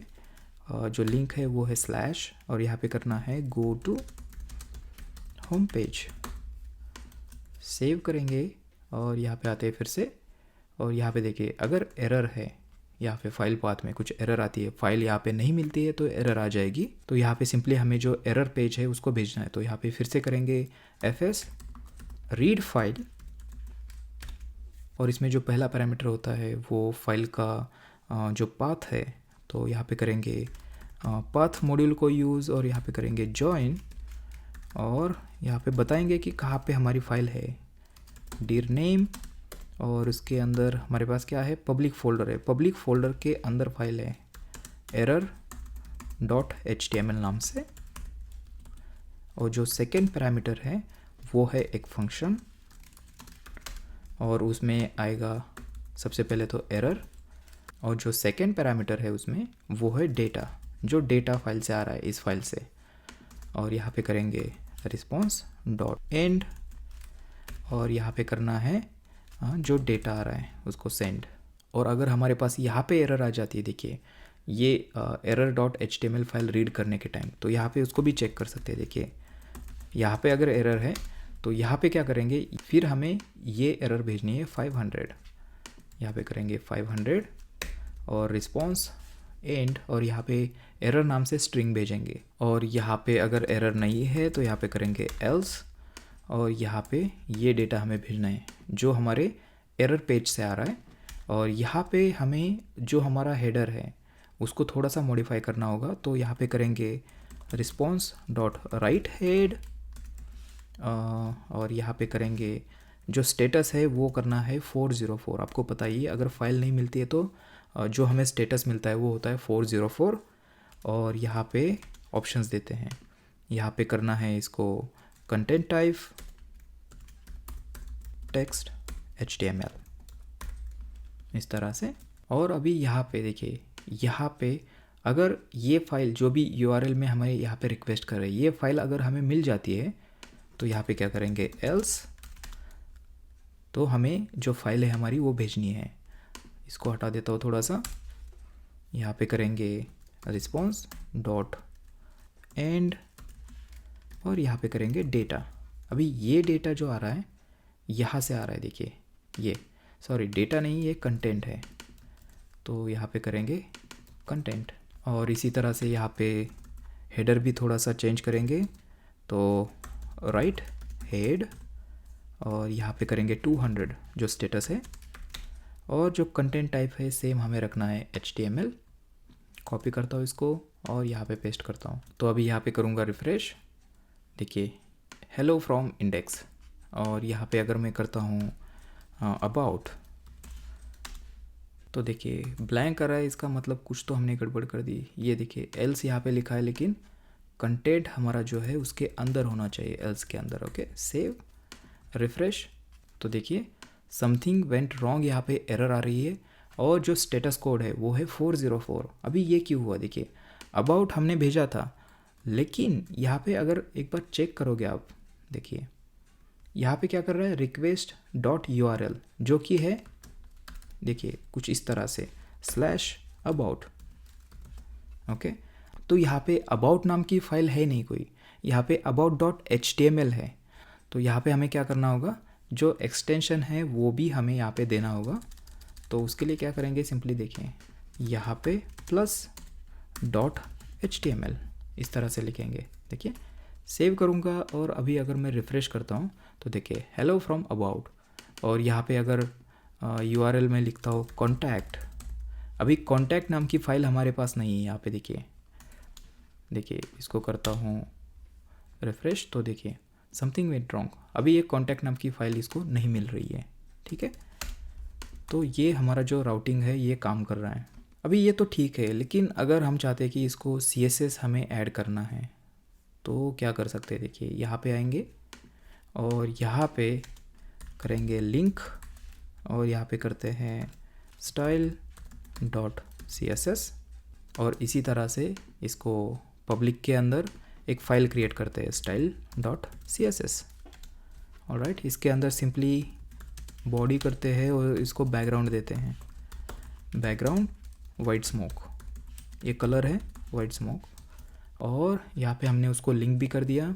अभी चलते हैं ब्राउज़र में और यहाँ पे करते हैं रिफ़्रेश। तो ये देखिए यहाँ पे कोई भी स्टाइल हमें अभी तक नहीं दिख रही है और यहाँ पे 404 एरर हमें दिख रही है। तो देखिए अभी ये इशू है, आपको दिखाता हूँ फ़िलहाल के लिए। इसको थोड़ा सा आपको समझाने के लिए ये जो HTML है यहाँ से मैं हटा देता हूँ। ऑलराइट, और यहाँ पे अभी करता हूँ रिफ़्रेश। अभी देखिए यहाँ पे एरर दिखा रहा है कि जो माइम टाइप है वो है टेक्स्ट HTML, क्योंकि जो बाय डिफ़ॉल्ट हम भेज रहे हैं इसको टेक्स्ट HTML, लेकिन ये जो फाइल है वो है style.css, तो इसका माइम टाइप है वो है CSS। तो हमें क्या करना होगा, अगर ये CSS फाइल रिक्वेस्ट कर रहा है तो हमें इसका जो हेडर है उसमें हमें भेजना होगा माइम टाइप टेक्स्ट CSS, और यहाँ पे इसको रिसीव हो रहा है टेक्स्ट HTML, इसलिए ये काम नहीं कर रहा है। तो उसके लिए क्या करते हैं, सिंपली यहाँ पे आते हैं और यहाँ पे मैं एक वेरिएबल क्रिएट करता हूँ, लेट एक्स्ट। ये एक्सटेंशन यहाँ पे हम चेक करेंगे, और यहाँ पे आपको पता है कि जो पाथ मॉड्यूल है उसके ऊपर हमने देखी थी जो एक्स्ट नेम नाम की मेथड है, ये जो है जो फाइल का एक्सटेंशन है वो यहाँ पे रिटर्न करेगी, और जो फाइल है हमारी वो है ये फाइल पाथ यहाँ पे। और यहाँ पे सिंपली चेक करेंगे इफ़ एक्स्ट, देखिए नॉट एक्स्ट। यहाँ पे क्यों करना है इस तरह से, क्योंकि अगर ये स्लैश है तो ये फाइल पाथ के अंदर .html आ जाएगा, लेकिन यहाँ पे अगर स्लैश नहीं है, यहाँ पे स्लैश अबाउट है या फिर स्लैश कॉन्टैक्ट है, तो यहाँ पे HTML नहीं है, यहाँ पे था हमने निकाल दिया है ना। तो यहाँ पे जो एक्स्ट है ये यहाँ पे नहीं आएगा, ये फॉल्स हो जाएगा क्योंकि उसको कोई भी एक्सटेंशन यहाँ पे नहीं मिलेगा। तो बस यही यहाँ पे चेक कर रहे हैं। अगर एक्सटेंशन नहीं है तो सिंपली यहाँ पे हम इसको अपेंड कर रहे हैं, तो यहाँ पे करेंगे फाइल पाथ, ये जो वेरिएबल है इसको क्या करो, सिंपली अपेंड करो। क्या अपेंड करना है, .html। ओके, तो यहाँ पे जो हमने +HTML किया था इसकी अभी ज़रूरत नहीं है, क्योंकि यहाँ पे एक्सटेंशन चेक करेगा, नहीं है तो इसको .html ऐड करेगा। लेकिन अभी जो प्रॉब्लम है हमारा वो है CSS का, जो माइम टाइप का है। तो यहाँ पे और एक वेरिएबल मैं क्रिएट करता हूँ और इसको देते हैं नाम कंटेंट टाइप। ये कंटेंट टाइप हमें चेंज करना है, तो बाय डिफ़ॉल्ट इसको रखते हैं HTML। और अभी क्या करेंगे, यहाँ पे स्विच केस जो है ये यूज़ करेंगे, तो यहाँ करते हैं स्विच, और स्विच हमें लगाना है किसके ऊपर, एक्सटेंशन पे। देखिए इस तरह से।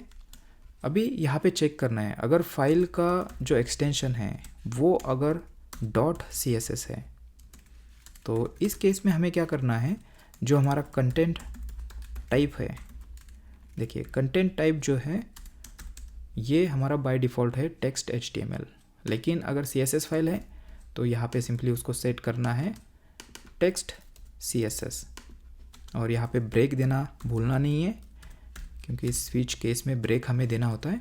और यहाँ पे दूसरी केस है, अगर यहाँ पे .js है, क्योंकि जावास्क्रिप्ट फाइल भी हम यहाँ पे ऐड करेंगे बाद में। और यहाँ पे करते हैं कंटेंट टाइप, और यहाँ पे सेट करना है, देखिए इसको कॉपी करता हूँ, text/javascript, और यहाँ पे फिर से ब्रेक देना है, और उसके बाद में हमें जो डिफ़ॉल्ट है, और डिफ़ॉल्ट के अंदर क्या करना है, इसको कॉपी कर देता हूँ और यहाँ पे करते हैं HTML। तो बाय डिफ़ॉल्ट ये HTML है। अभी यहाँ पे एक्सटेंशन की मदद से यहाँ पे जो राइट कंटेंट टाइप है जो चाहिए हमें वो यहाँ पे सेट हो जाएगा।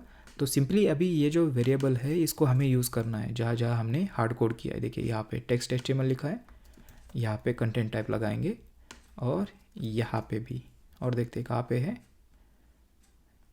और ऊपर नहीं है। ऑलराइट, तो इसको अभी सेव करेंगे और यहाँ पे जाके मैं करता हूँ रिफ़्रेश।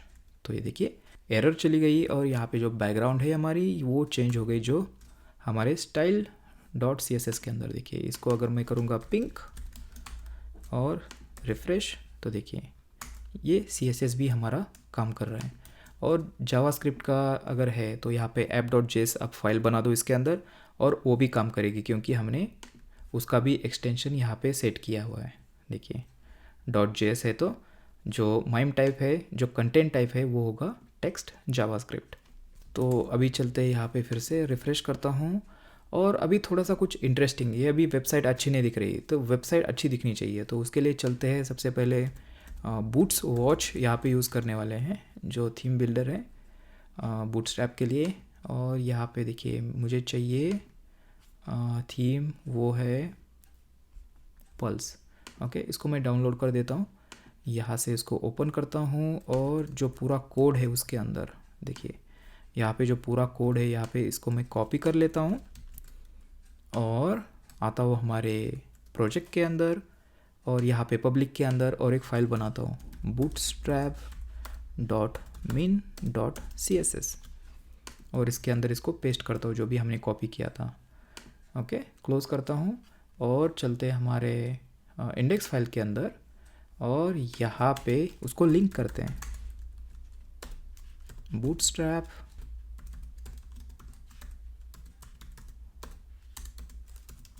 इसको सेव करते हैं और ब्राउज़र में एक बार रिफ़्रेश करते हैं, देखते हैं कुछ चेंजेस हुए। देखिए फ़ॉन्ट यहाँ पे चेंज हुआ है, मतलब ये काम कर रहा है। अभी चलते हैं यहाँ पे और इसके अंदर देखते हैं क्या है।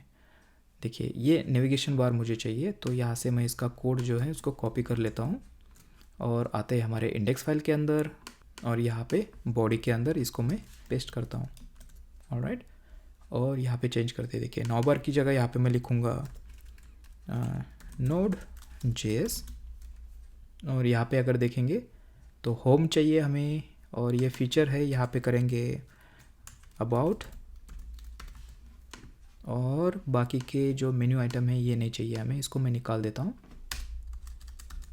इसको एक बार सेव करते हैं देखिए, और सेव करके ब्राउज़र में चेक करते हैं, रिफ़्रेश, तो ये देखिए ये हटा देता हूँ।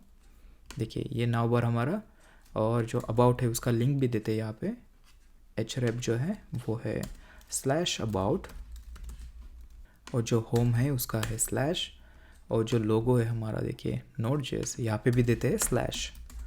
ओके, सेव करेंगे, रिफ़्रेश। अभी देखिए अबाउट पे जाऊँगा तो अबाउट पेज ओपन हो रहा है, तो ये सेम नाउ बार हमें वहाँ पे भी चाहिए, तो क्या करते हैं यहाँ पे इसको मैं कॉपी कर लेता हूँ और इसको पेस्ट करता हूँ हमारे अबाउट पेज के अंदर।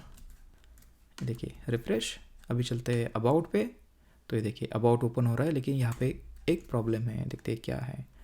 देखिए यहाँ पे हमने जो बूटस्ट्रैप है और हमारी जो style.css है वो यहाँ पे हमने ऐड नहीं की है, तो क्या करते हैं यहाँ पे इसको मैं कॉपी कर लेता हूँ और यहाँ पे पेस्ट करते हैं। देखिए रिफ़्रेश, ये देखिए अभी चलते हैं होम पे, ये होम पेज, ये अबाउट पेज। अभी और एक कंपोनेंट यहाँ से लेते हैं, देखते हैं कौन सा है, वो था मेरे हिसाब से जम्बोट्रॉन, ये देखिए ये वाला, इसको मैं कॉपी कर लेता हूँ और हमारे इंडेक्स फाइल के अंदर यहाँ पे नाव के बाद में इसको मैं करता हूँ पेस्ट और यहाँ पे लिखता हूँ होम पेज। ओके, और इसी तरह से अबाउट के अंदर भी जाके इसको करते हैं पेस्ट और यहाँ पे लिखूँगा अबाउट अस, सेव और रिफ़्रेश। देखिए ये अबाउट अस और होम, देखिए ये होम पेज, ये अबाउट अस। तो अभी ये बाकी का जो काम है आपके हिसाब से जो आपको डिज़ाइन करना है वो कर सकते हो। तो देखिए ये हमारा वेबसाइट भी रेडी हो गया और बिल्कुल Node.js की मदद से, और ये मल्टी पेजेस यहाँ पे। अगर आपको और भी पेजेस ऐड करने हैं तो सिंपली यहाँ पे आना है और यहाँ पे जो पेज है आपका उसको ऐड करना है, तो उस स्लैश पे आप जाओगे उस URL पे, तो ये पेज आपको यहाँ पे डिस्प्ले हो जाएगा और ये बिल्कुल डायनामिक हो रहा है, बिल्कुल हमारे सर्वर से जो है ये पेज यहाँ पे रेंडर हो रहे हैं। अभी लास्ट में एक चीज़ आपको बताना चाहता हूँ, यहाँ पे देखिए रियल लाइफ में इतना जो सारा कोड है कोई लिखता नहीं है, तो यहाँ पे क्या है देखिए, अगर आप जो फ्रेमवर्क है जैसे कि Express.js जो हमेशा यूज़ करते हैं नोड के साथ में, अगर ये यूज़ करेंगे तो इतना सारा कोड है, इसकी जगह हमें सिर्फ 2-3 लाइनें लिखनी पड़ेगी और ये सारा काम उसमें हो जाएगा। तो रियल लाइफ में कोई ऐसा मतलब कोर जो होता है Node.js का, इसमें कोई लिखता नहीं है, एक्सप्रेस यूज़ कर सकते हैं उसके लिए। तो लेकिन इस वीडियो में मैं आपको दिखाना चाहता था कि अगर प्योर नोड में आपको लिखना है तो ये कैसे लिख सकते हैं। देखिए तो ये एक तरीका है। ऑलराइट, तो उम्मीद करता हूँ कि ये वीडियो आपको पसंद आया होगा। अगर ये वीडियो पसंद आया है तो कमेंट बॉक्स में ज़रूर कमेंट करके बताइए, और मैं ऐसे ही अच्छे अच्छे वीडियो जो है वो क्रिएट करते रहूँगा। और वीडियो को लाइक ज़रूर कीजिए, और चैनल पे नए हैं तो चैनल को सब्सक्राइब कीजिए। And I will see you in the next video. तब तक के लिए हैप्पी कोडिंग।